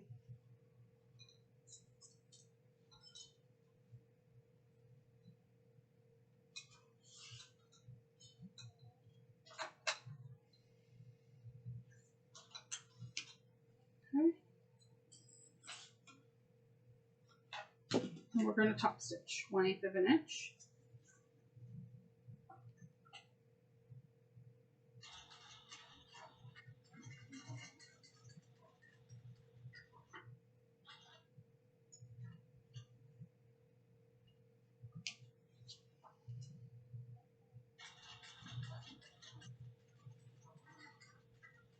An inch all the way down.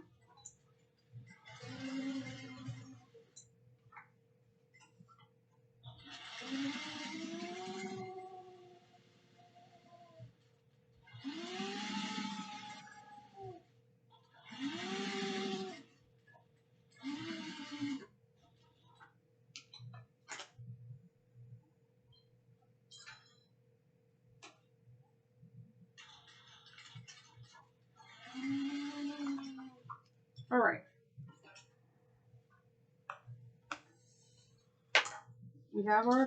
We have our panel, our recessed zipper panel all done, and we are going to start putting everything together. First, we're going to get these little threads melted.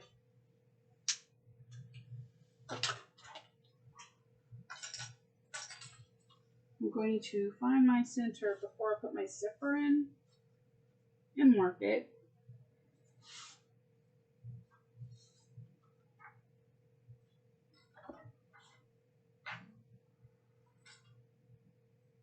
All right, we have our center. I'm going to put my zipper.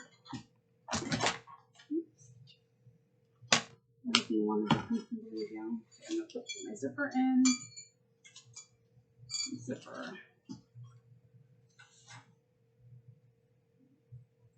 Put my zipper pull in.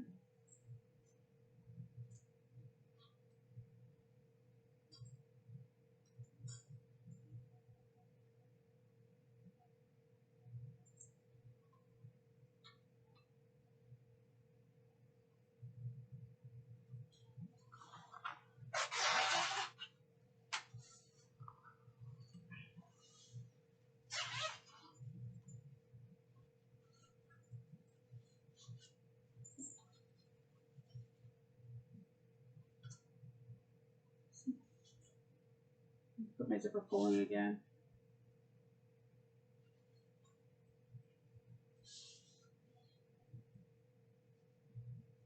Clipping where I want, how I want the panels to line up.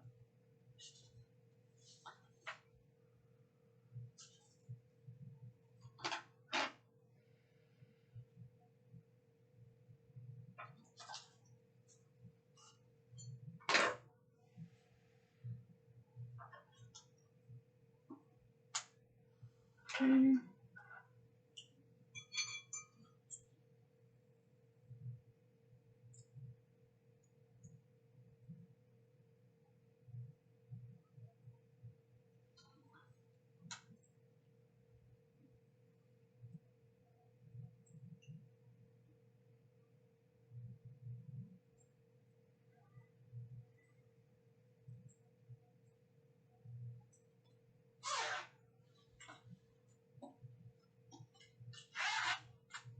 Okay.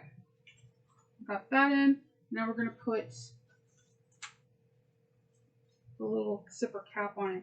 I like to burn the, like fray the edges, not burn, but fray the edges, so, burn the edges so that, yeah, burn the edges so they don't fray.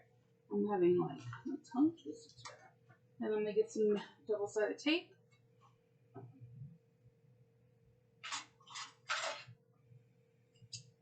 And I like to just take it, put a little double-sided tape on one side, bring it over, and then get another piece of double-sided tape.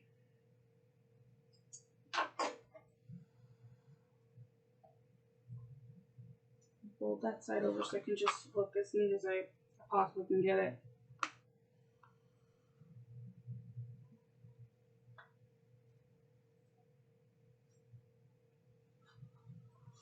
Alright, so take this screw out, and I'm going to slide it in first to see if it fits perfectly. Once I do that, I'll take it back out, put some glue for extra reinforcement.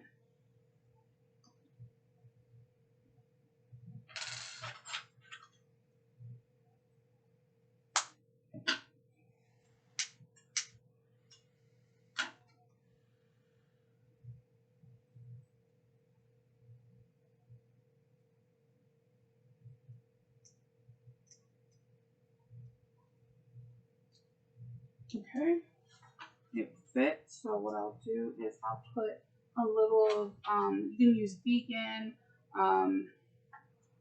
whatever glue you have handy, that E900, you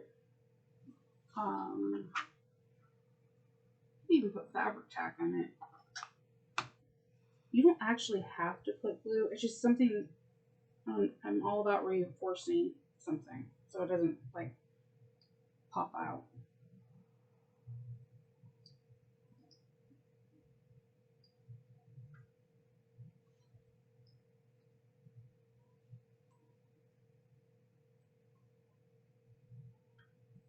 Now it doesn't want to go in after I already put it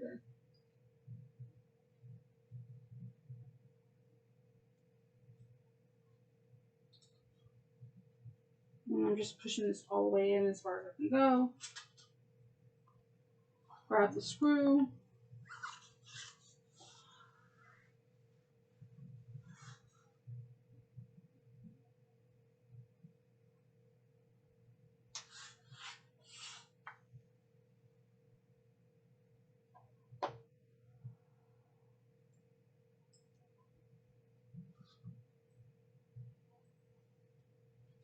Okay, so we have our nice zipper in. And now we're going to grab one of the lining panels. I grabbed the one with the zipper because I want all the zippers to face the same direction. I'm going to apply my centers.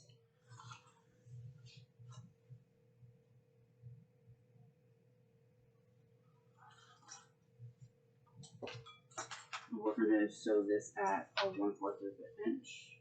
We're going to match our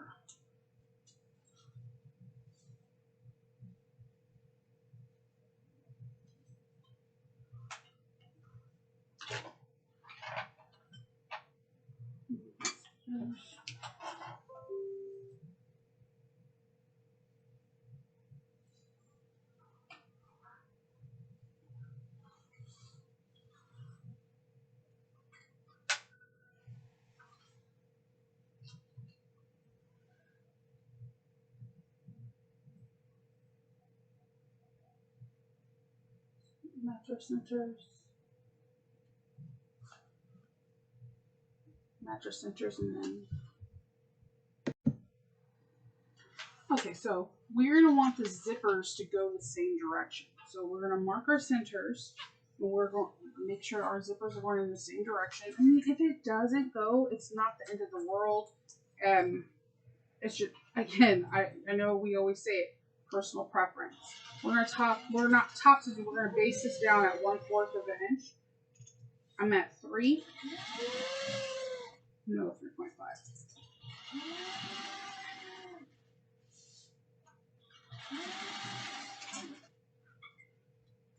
We're going to get the top lining piece.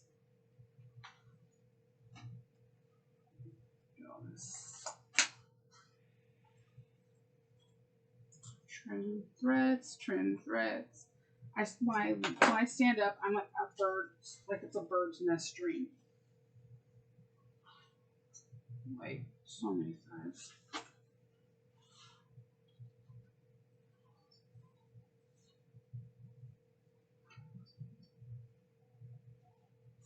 We're gonna top stitch this at 1/4 of an inch, not top stitch, put together.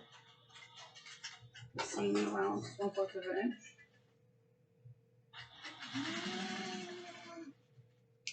And I think it just ran out of bobbin. But that's about right.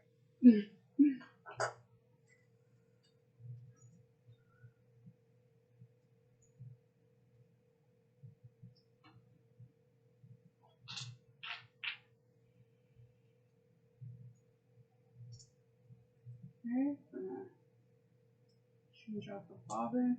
It's good to have a fresh bobbin when we're about to put in the gusset and everything. We know nothing's going to run out of thread.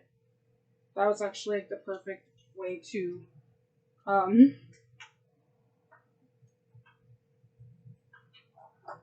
it's like the perfect way to go, like, because it's just your seam allowance and you're not really seeing it.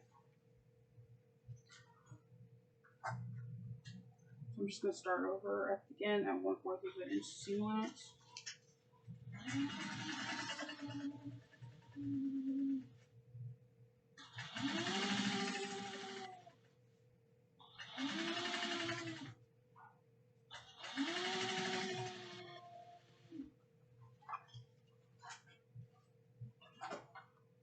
Okay, so my thread is doing something not fun.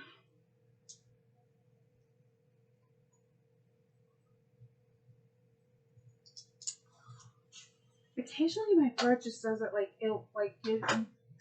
I know you can get a whiplash to help with that when you start off, like where it like kind of unravels a little bit. But sometimes that works, sometimes it doesn't.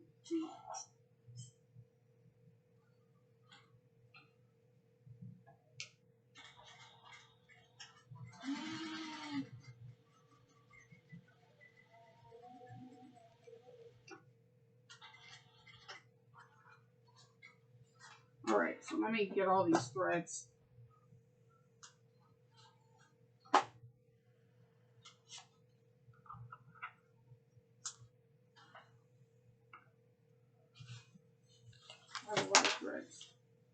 because I stopped and started on this a few times already.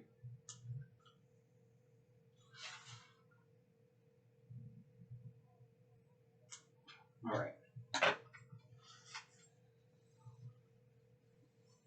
Okay, we're going to top stitch this at 1/8 of an inch.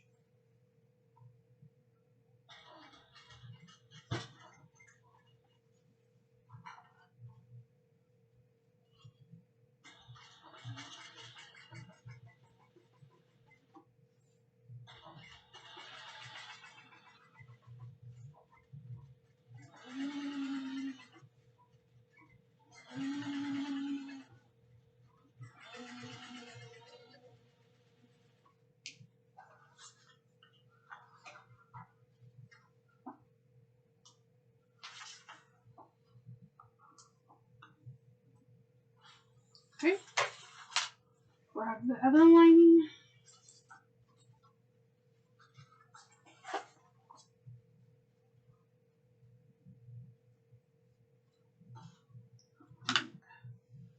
Center seam.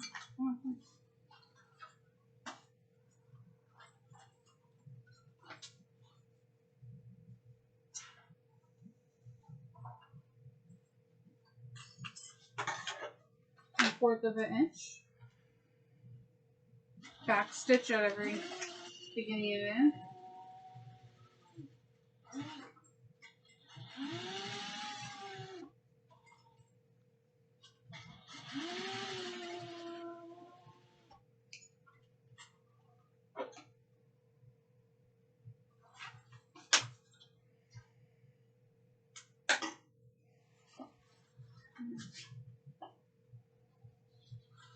Grab your top lining piece. And we're going to hand baste it. We're going to go 1/4 of an inch for seam allowance, back stitch.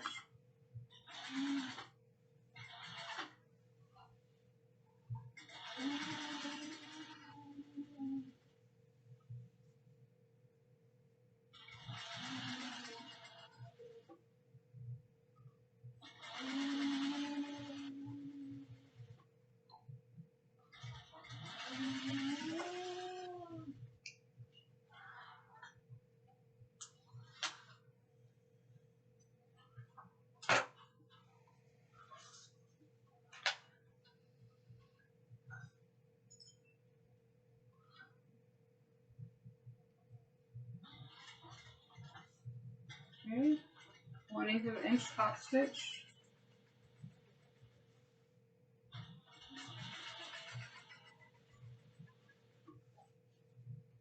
You want this top stitch to look real pretty, so take your time. If you see loose threads, just snip them.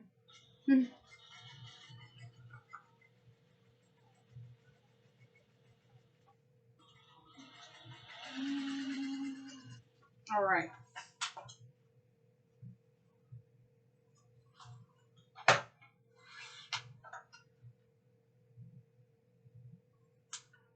All right. So we're going to start putting, constructing the bag. We have our lining. We're going to take our exterior pieces, and there are 3 pieces. It's 2 side pieces and 1 bottom. I will find my second piece. This is the lining pieces. And let's see. We're going to sew these seams to match the seam allowance. It's going to be 1/2 of an inch. So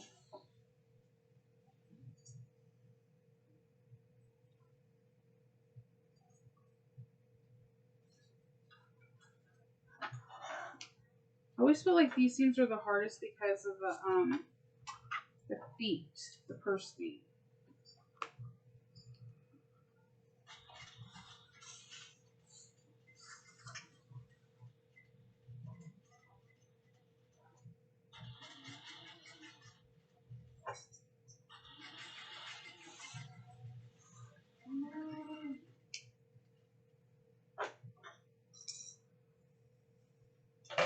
And we're gonna top stitch at 1/8 of an inch.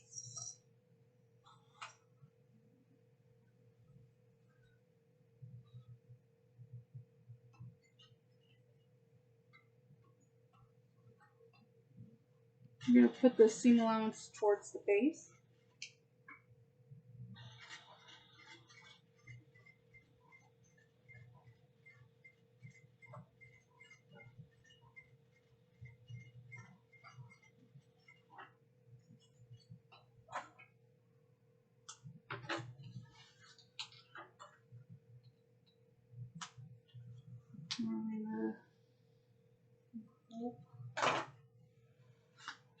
Do the same thing on the other side.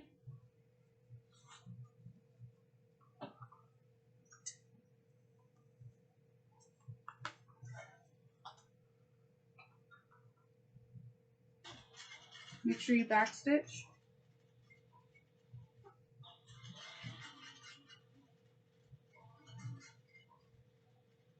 My purse feet are too a lot big, so they're kind of shifting. So I'm just making sure I'm pressing them back down, and while they're shifting and moving. That's a big piece. Purse feet will be super cute, kind of bulky.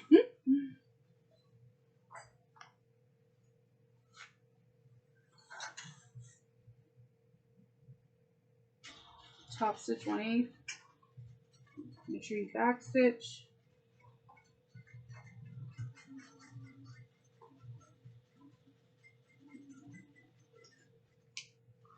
Okay.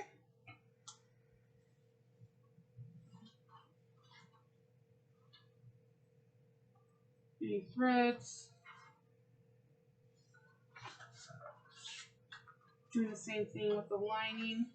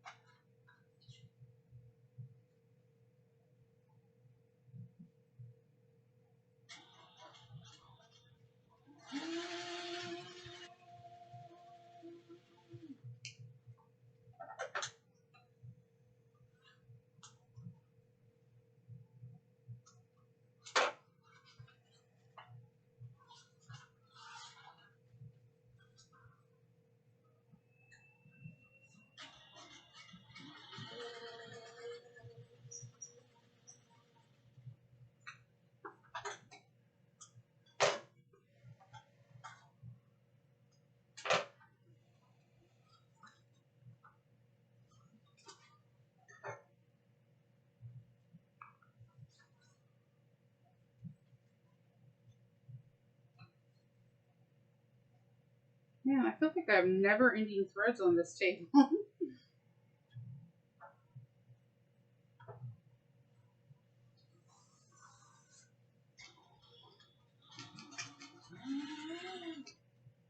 Okay.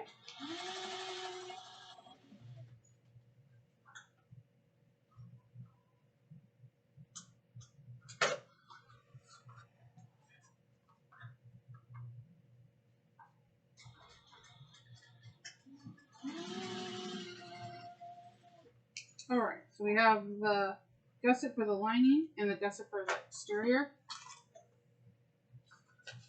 And now we're going to start putting them together.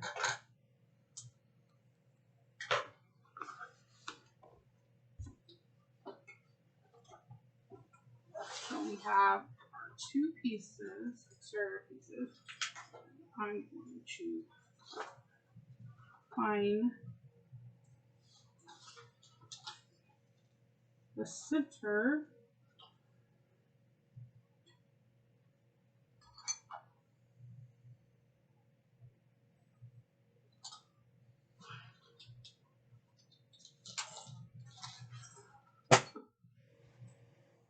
Find center.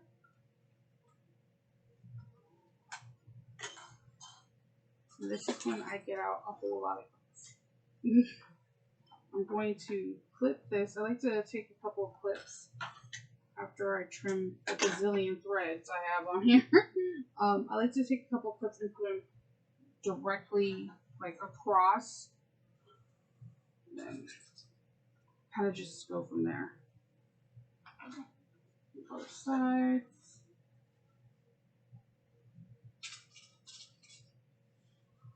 Or the home stretch.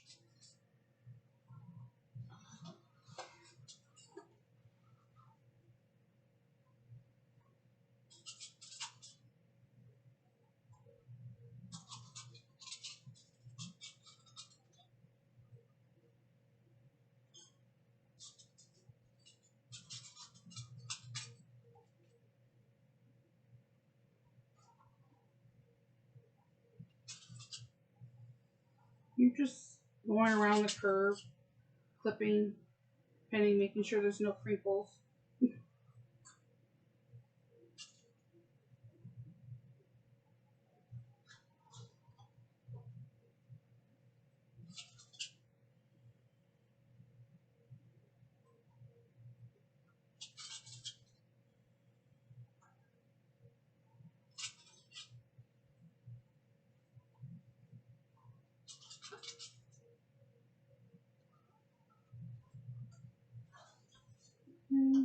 We're going to start on page 19, and we're going to go back. Alright, I can't talk to it. We're going to match all the seams, and we're going to match edge and do a 1/2 inch seam allowance going all the way across. I'm going to actually move this temporarily, and then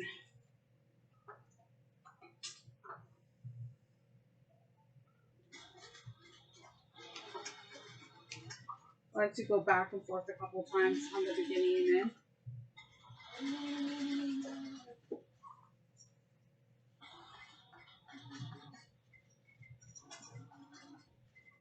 Take your time with the curves.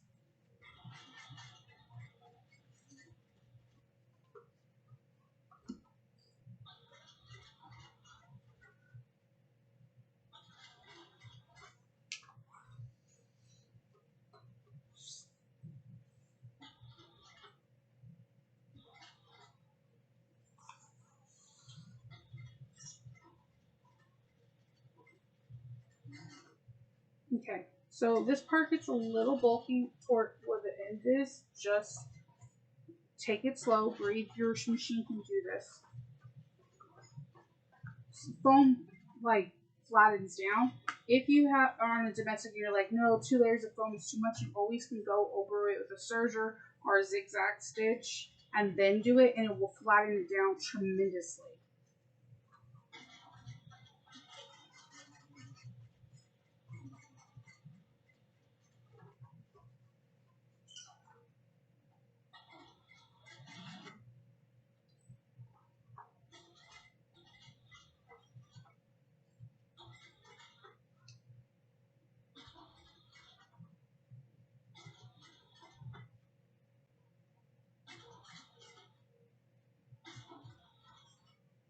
Just take your time.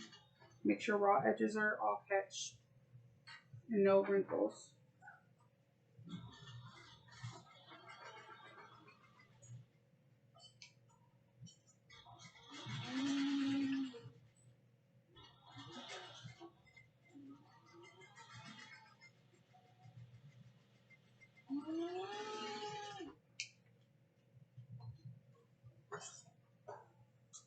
And what I like to do, the reason why I like to do the front panel first is just like when I look at the back and I know it's going to get all turned out, I want to make sure that there's not a lot of puckers and I know what the bag is going to look like. So there's no wrinkles.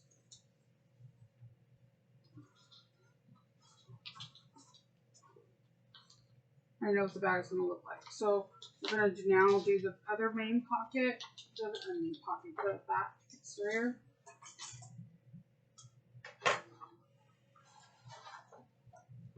We're going to match seams at the bottom. Oh, always double check. Make sure that is exactly the straight.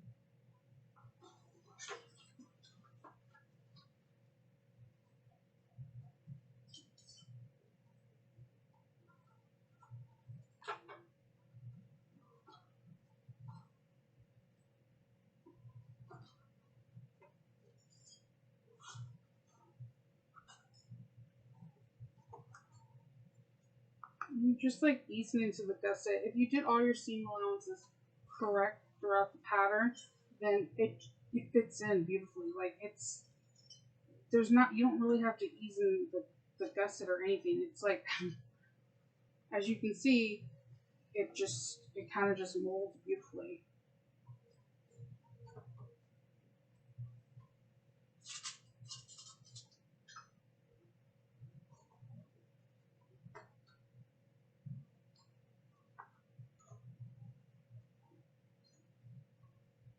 Okay, so I'm going to put this down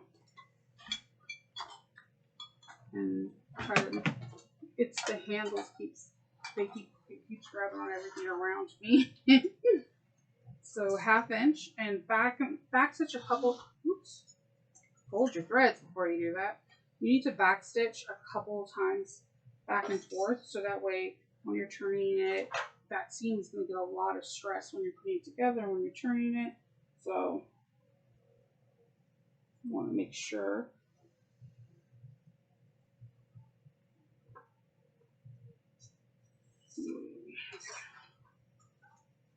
Half an inch.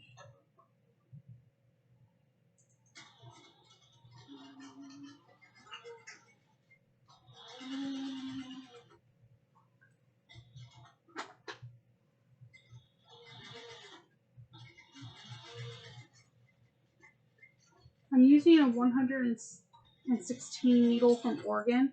I'm using Tex 40 thread from Waywack. It's Sava. I really like this color green, this lime green, and I try to put it in at least one bag every now and then because it's just such a beautiful color.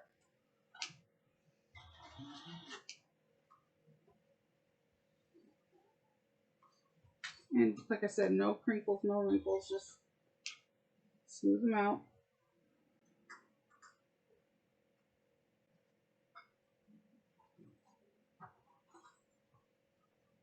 Squish your bag, it's going to be fine.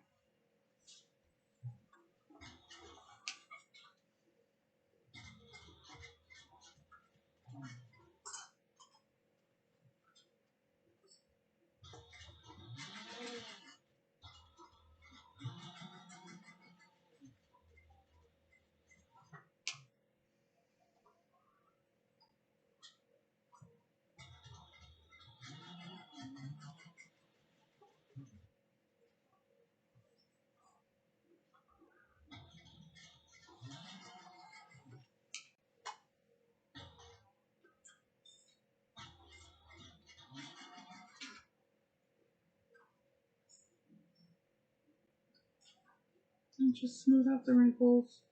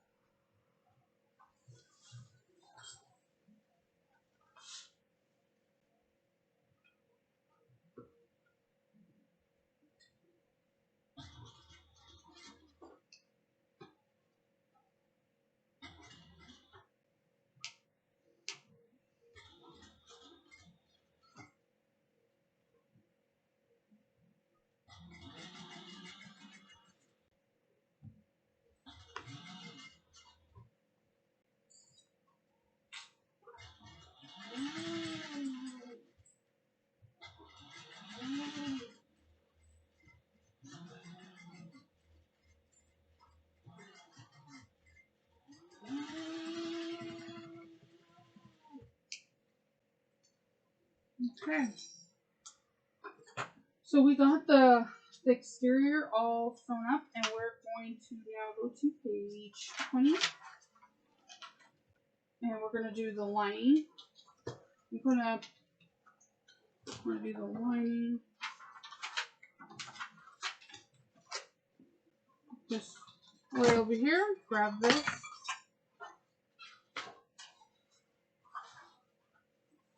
So on one side of the lining, I'm going to leave a hole to birth the bag. from like here to here.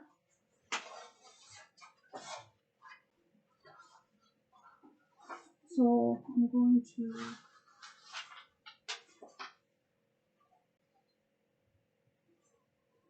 line up. I am dropping everything today. Like, my room's gonna be a pure chaos tomorrow. And then I have to clean it all up. I wish there was like sewing fairies that are like, oh, you sewed today, so we're gonna clean up your room. That'd be pretty awesome. Let's see.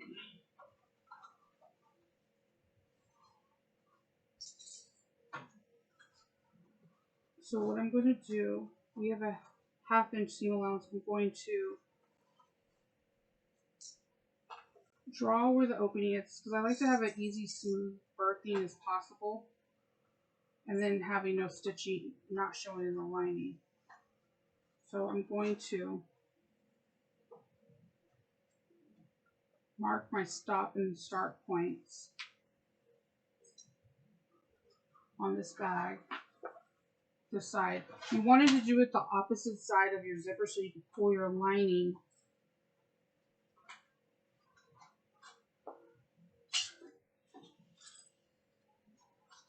through your zipper. This is more easier. This like putting the lining gusset is always more easier to me because it's more pliable and you don't have to worry about the foam or the thickness or any of that.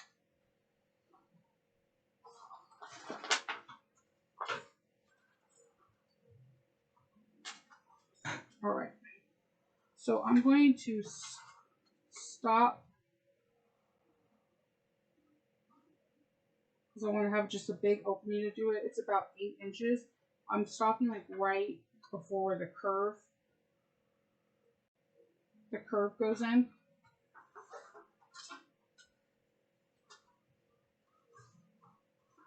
This is a 1/2 inch too. And you're going to see me stop and start back stitch a lot. So that way I know I can take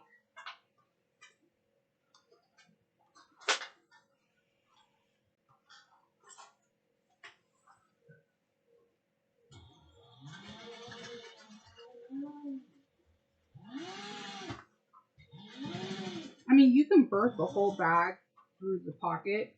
I'm one of those people that I like to save my hands like any extra pressure if I don't have to.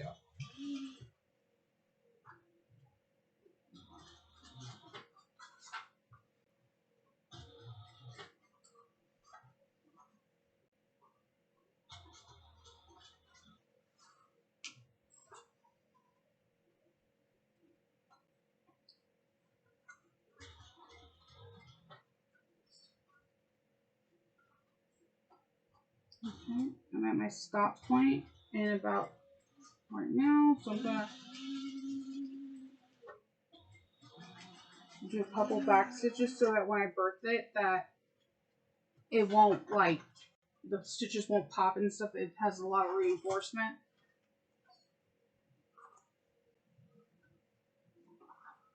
And I'm going to start right here, do some back stitches.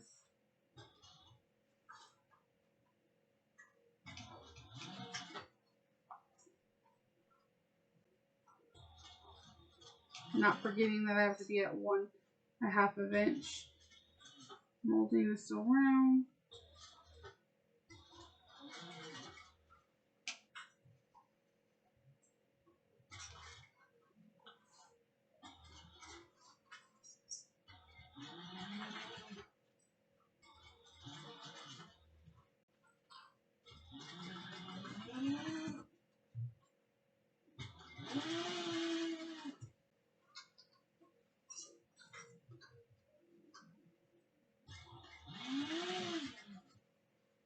Moving the tail out of the way.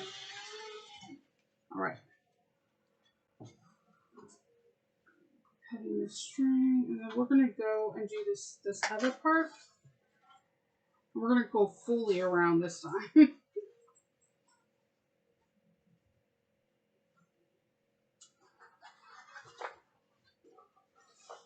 I know this feels like a lot, but really isn't. I feel like this bag gives you a lot of teachable moments, how to like do like different gussets, how to do contrasting fabric, slip pockets. There's a lot of great skill building in this bag, as well as I really do like how it all comes together.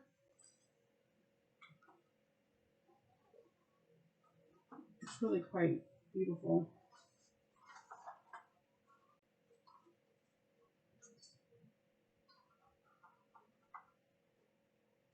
Use as many or as few clips as you want.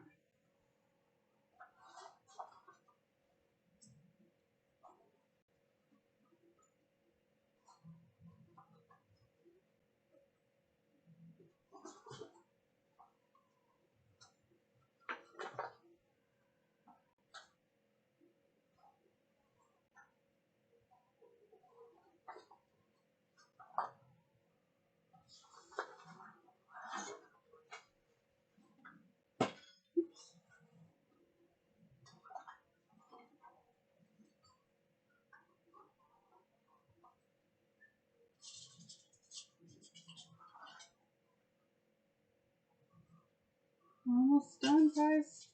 We're gonna put this together, and then we're gonna put the lining. The lining's gonna be right sides together with the bag, and we're gonna attach them and then top stitch. And this bag is done. I like this tote because, okay, so the handbag has the adjustable strap. You could definitely do the tabs for the adjustable strap for this bag. That's not a problem. But I also like the idea of just having a simple tote, like I'm going to the store, I'm going to the park, I'm going to the movies or anything, or I'm just picking up the kids or whatever, just where you don't have the adjustable strap and you can just grab and go.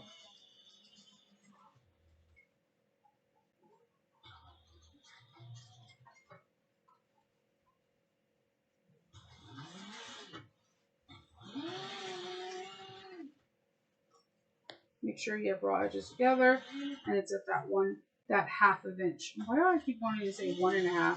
It's at that half of inch seam allowance.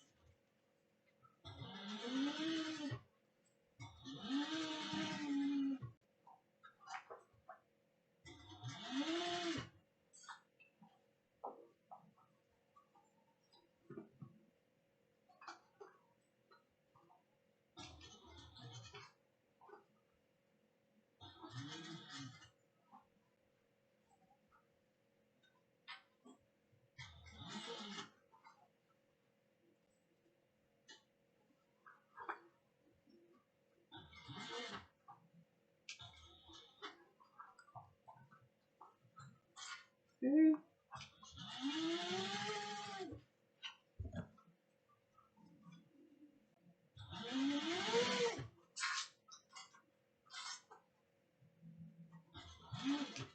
I'm just trying to move that zipper and everything out of the way.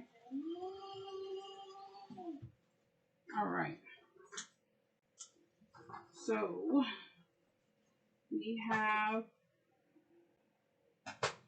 an opening to birth our bag. I'm going to unzip the zipper pocket and the recess zipper. Let me get, I have some threads that I wanted to earn the tellings. So we have the inside of our bag ready to go. And the scissors dropping almost on my foot. Don't worry. So we're going to unzip everything. We're going to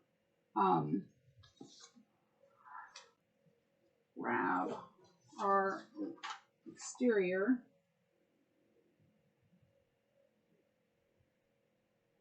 Okay.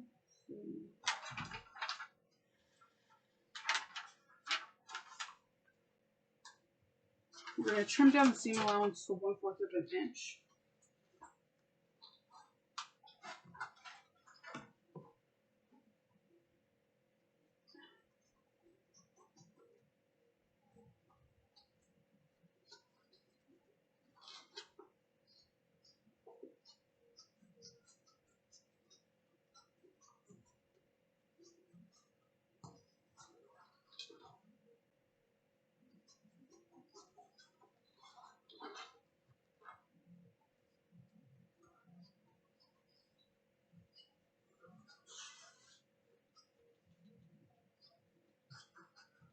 If you have pinking shears that can go through, like, you know, a couple layers of foam, I say go for that because it helps spread out the bulk a little bit easier.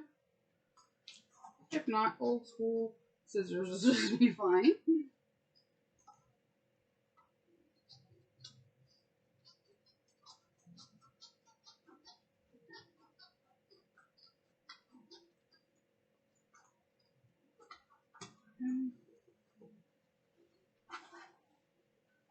Trim down the seam allowance over here.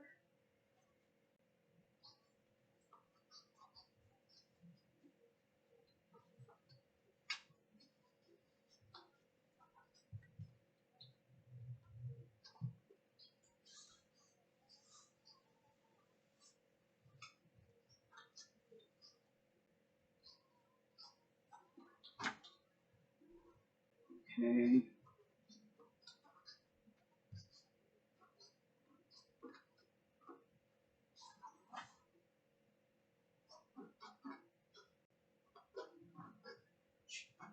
Fourth of an inch is not that bad. You won't touch your seam.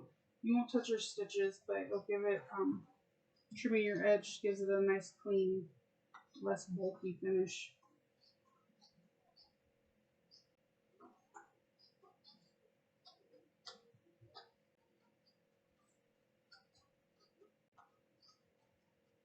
Okay.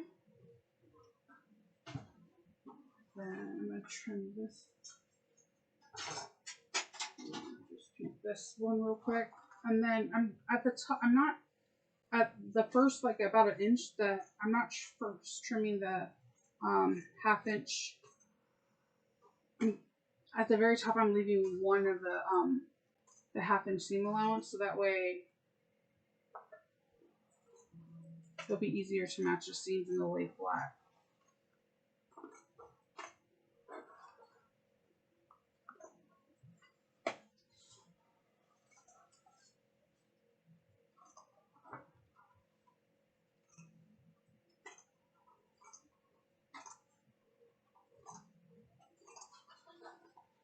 I know, like, sometimes, like, this part of the bag making process could be tedious, but this is, like, sometimes could be the make or break to make your bag look, have a cleaner finish, more professional finish. Because it helps reduce the bulk when the bag's fully turned out.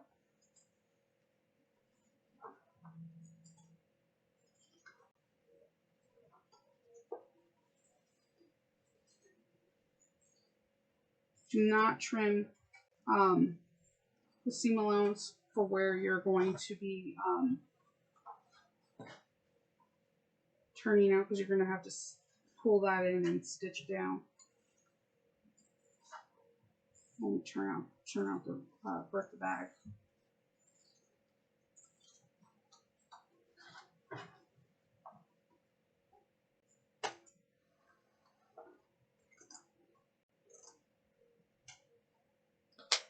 All right. So I'm going to turn this bag right sides out.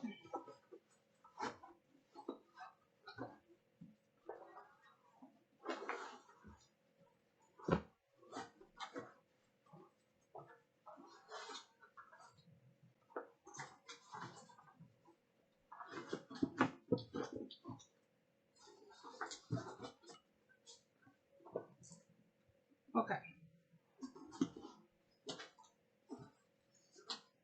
I'm going to put these handles down.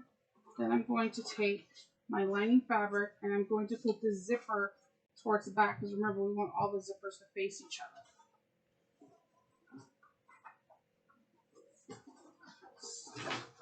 Just stuff the main fabric inside the bag.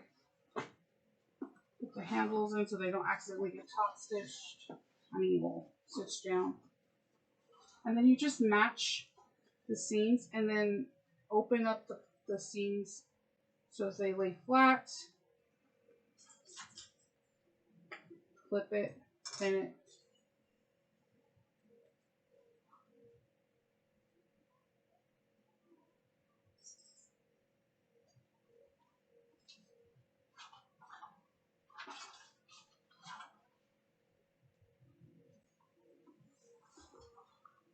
we're going to, our seam allowance is going to be 1/2 inch.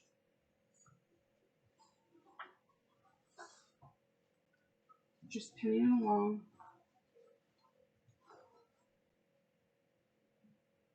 Matching seams.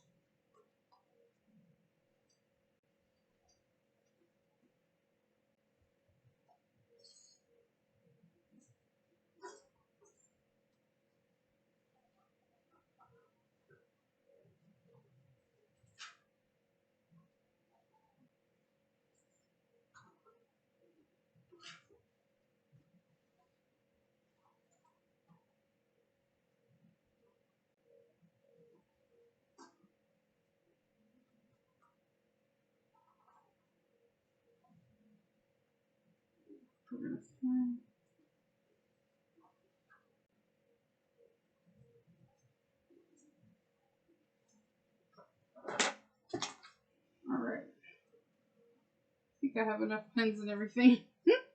So we're going to go 1/2 inch all the way around.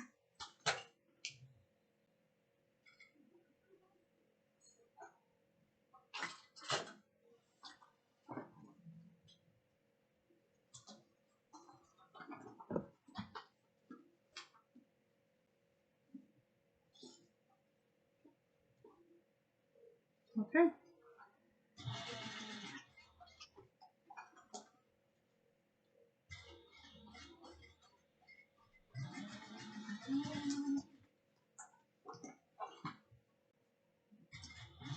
Don't be afraid to squish down your bag.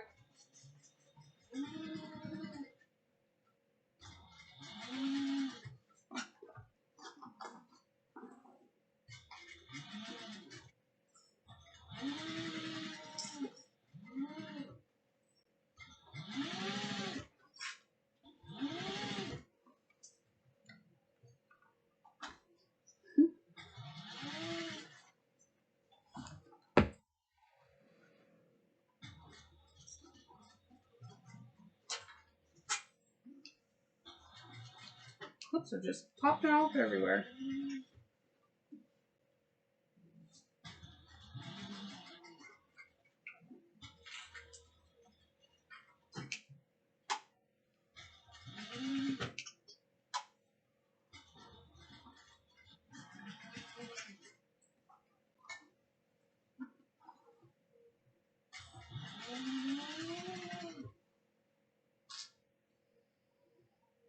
Making sure all raw edge is raw edge.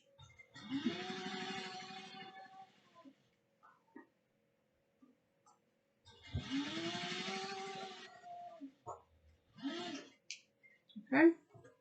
We're going to trim this down to 1/4 of an inch.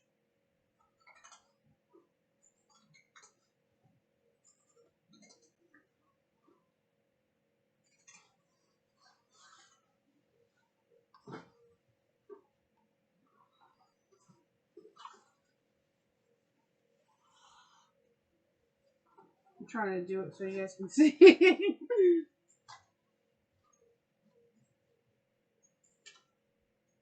Just trimming it.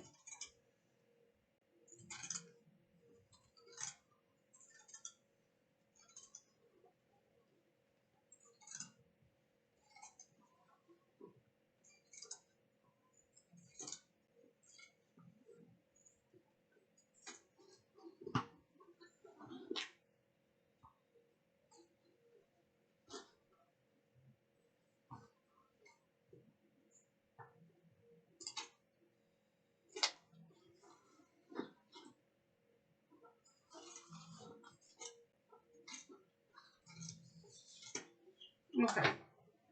So we have it all trimmed up. Okay. So we're going to just birth it. This is why I have this hole right here, because it's just easier than the pocket. I just grab a corner and I just pull it through.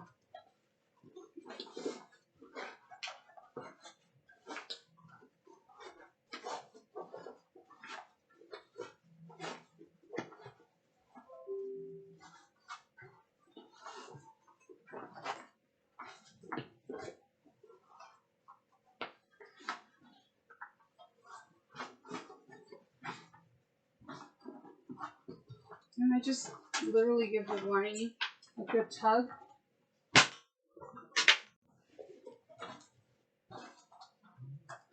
Then I'm going to shove the lining back in.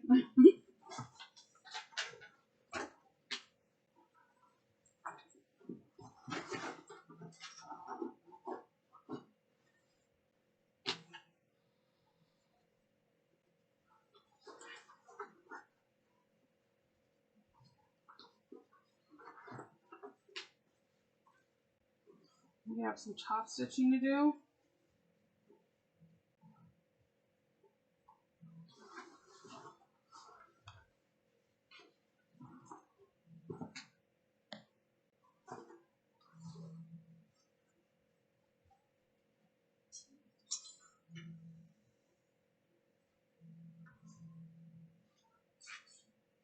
And I'm just trying to make sure the lining fabric is definitely tucked in so it's not peeking through.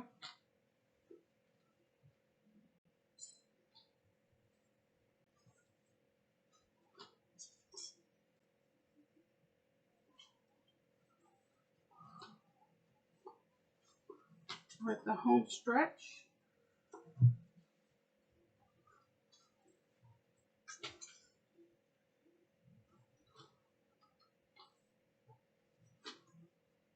Okay, so there's a couple ways you can top stitch this. This has like a really wide mouth. You can put it like this and slowly top stitch it. You can even turn it inside out. Like you could take it. This is where domestic machine, if you have a free arm, it's a freaking lifesaver. So you take it like this. We already clipped it. And you could top stitch from the inside out. Therefore, you have control over the lining too because you can tuck on it because we haven't sealed it up yet. So we're going to top stitch at 1/4 of an inch. You can actually top stitch at 1/8, whatever you feel comfortable with. Oh, there's a really cool top stitching. I totally forgot about that. I always want to use it. There's a top stitching foot and it has like an edge on it, so that way you follow it all the way. So someone told me about this foot and I was like, I've never seen it before. And I called Steve from Sewing Gold. He got me the foot. He was like, I can't believe you haven't heard of this foot. And I was like, I just go off the measurements. And I thought, I used it once and I was like, this is so cool.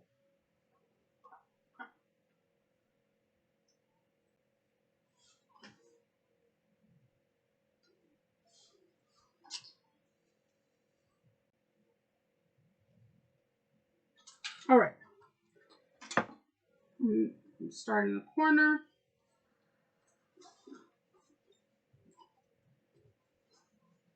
Make sure my handles are tucked in and out of the way so they don't get top stitched.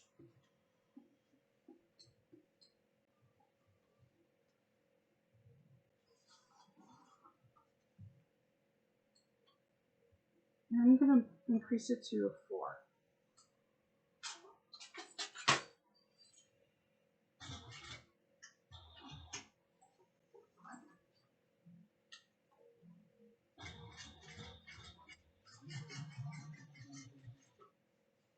Take your time, breathe.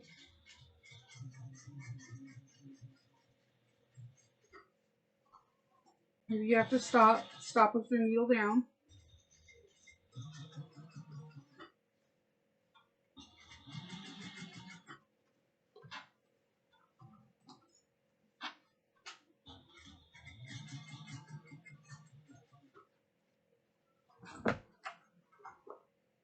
Squish your bag, it's going to be fine.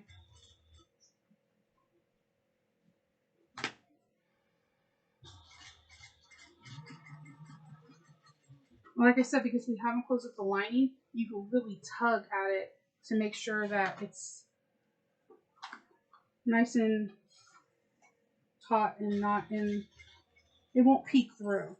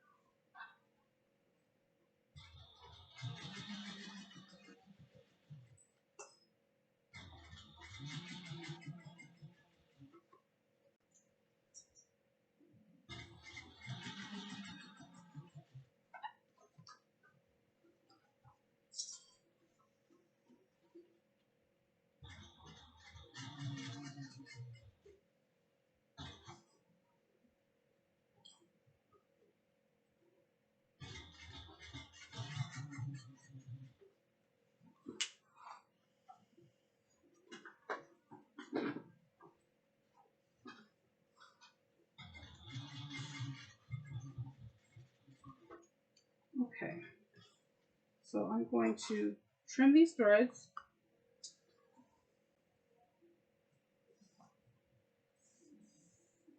Let's see. Drink some water.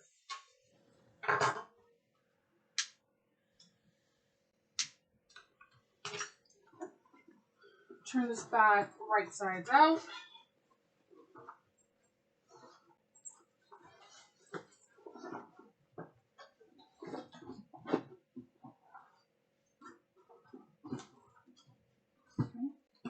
I'm going to open up, make sure my zipper pocket's open. I'm going to pull up my pocket for the zipper. From there, I'm going to grab the lining.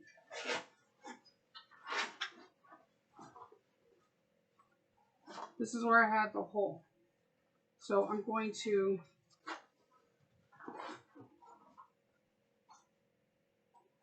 put some clips.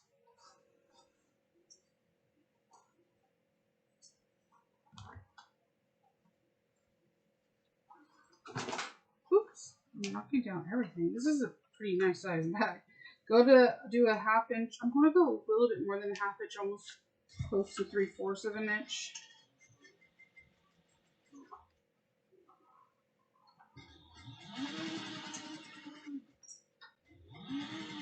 Like that, in between one, a 1/2 inch and 3/4 of an inch.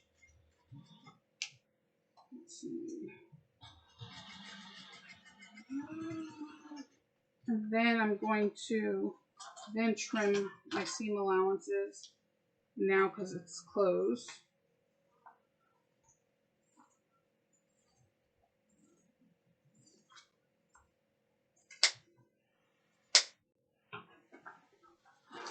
Stick my lining back into my bag.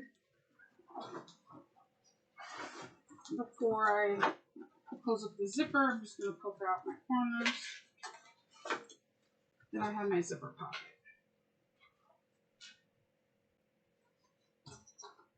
I always like to just trim up the corners a little bit. Take out any thread that just dropped in.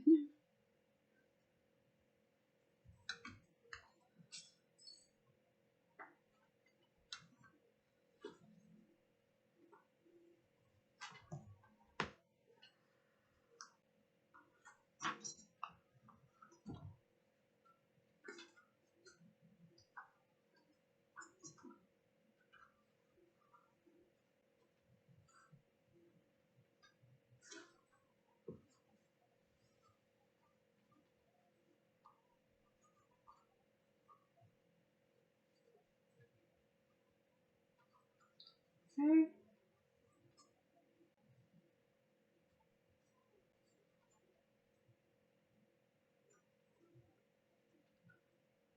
Okay.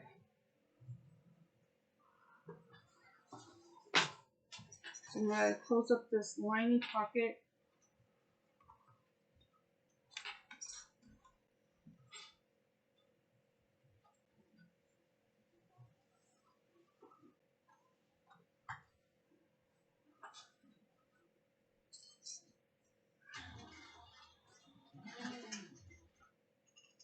back to a 3.5.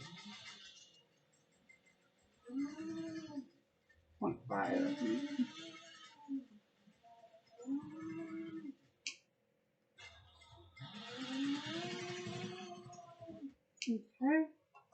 Trim with threads.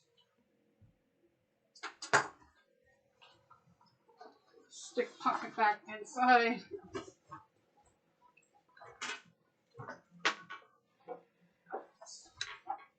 I try to poke my fingers in the corners to make sure that that pocket lays flat. Zip up that. Get the lining.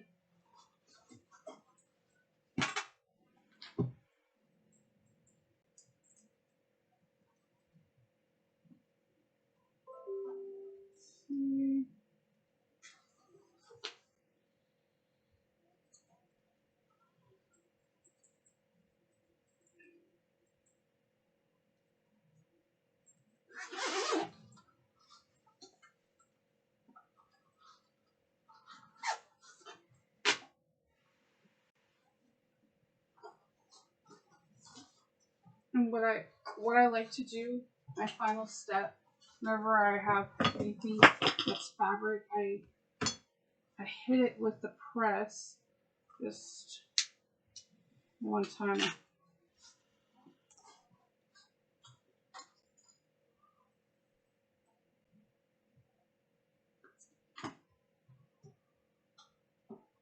So I take it, I like roll my corners as best as I can. It's kind of bulky in that area because foam. And I just kind of hit it with a little bit of heat.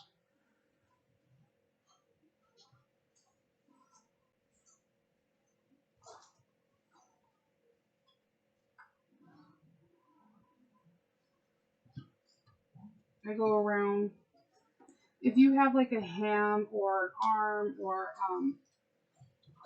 even a clap or something that can curve around the curve, help you curve with the curves, it helps tremendously. The clapper I like to use with the, because it helps like keep the heat in for a while. Press it down nice and neat.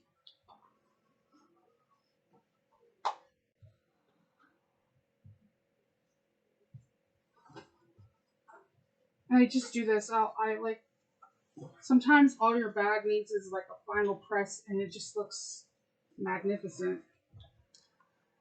But I will take some pictures. I want, but what you learned from me today, we just put together this bag. What we learned is that we could birth the lining through, we could birth the bag through the lining and then pull out it through the pocket so that way it's a nice clean finish in the inside. We made a recess zipper, we pressed, we reinforced the rivets on here so they won't pop off because there's leather or vinyl, whatever your choice is in the back. We did some contrasting stitching on the black so we have some nice green stitches that pop out. This is like the cutest tote ever. And you just give it like a final press or roll the seams and you have like the perfect tote to go anywhere. I really like this bag. We have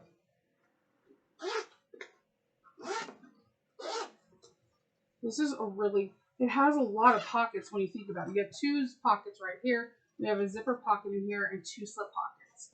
I think this is one of the cutest tote bags. And it has, like I said, a lot of scale building and it has so much like different techniques on it. I love the fact that it has 6 little back feet. I like how the bag is shaped. It's very unique. So this is the Davina Tote from Bagstock. And we just completed it. It's a nice size bag. It could be a great everyday bag, or I could see it, again, kids throwing stuff in it and you're ready to go. You have a lot of different pockets. And I just showed you how to secure, like I said, the rivets, how we can take down the purse feet so when we birth it, we're not cutting open our hands. We did a lot with this bag, and I really appreciate Bagstock for allowing me to make this bag today. It's been a bag that I've been looking at because it's so unique. Because normally when you see a tote bag, it is like a rectangle, and they'll try to like curve it down or curve it up to make it kind of look like glass. But the fact this is shaped like a big U, I was like, I'm kind of digging it. So we're finished with this bag. You could add, if you wanted to, before you were done, add like side pieces like invisible connectors or hardware to make an adjustable strap and make it crossbody. But I like the fact that this will fit really nicely. It's a nice strap. I'm a fluffy person, and this is not in my armpit. So this is a good size bag. And if you have any questions or reference to this bag, or if you wanted to see a different technique, please comment down below. If there is a bag that you would like to see me make, please comment down below, and I will try to get a hold of the designer to create that bag and the tutorial for you. If there is, if a part of this technique you wanted to see more, please let me know so that I can work on it, as well as my husband's working on it. We're an ever growing process, and it's still in its infancy, so we're like slowly getting up there and trying to make better videos for you. So comment, like, subscribe, and share, please. And let me know what you want out of this channel. Until the next time we meet, I hope you have a wonderful day and a great Sunday. Bye.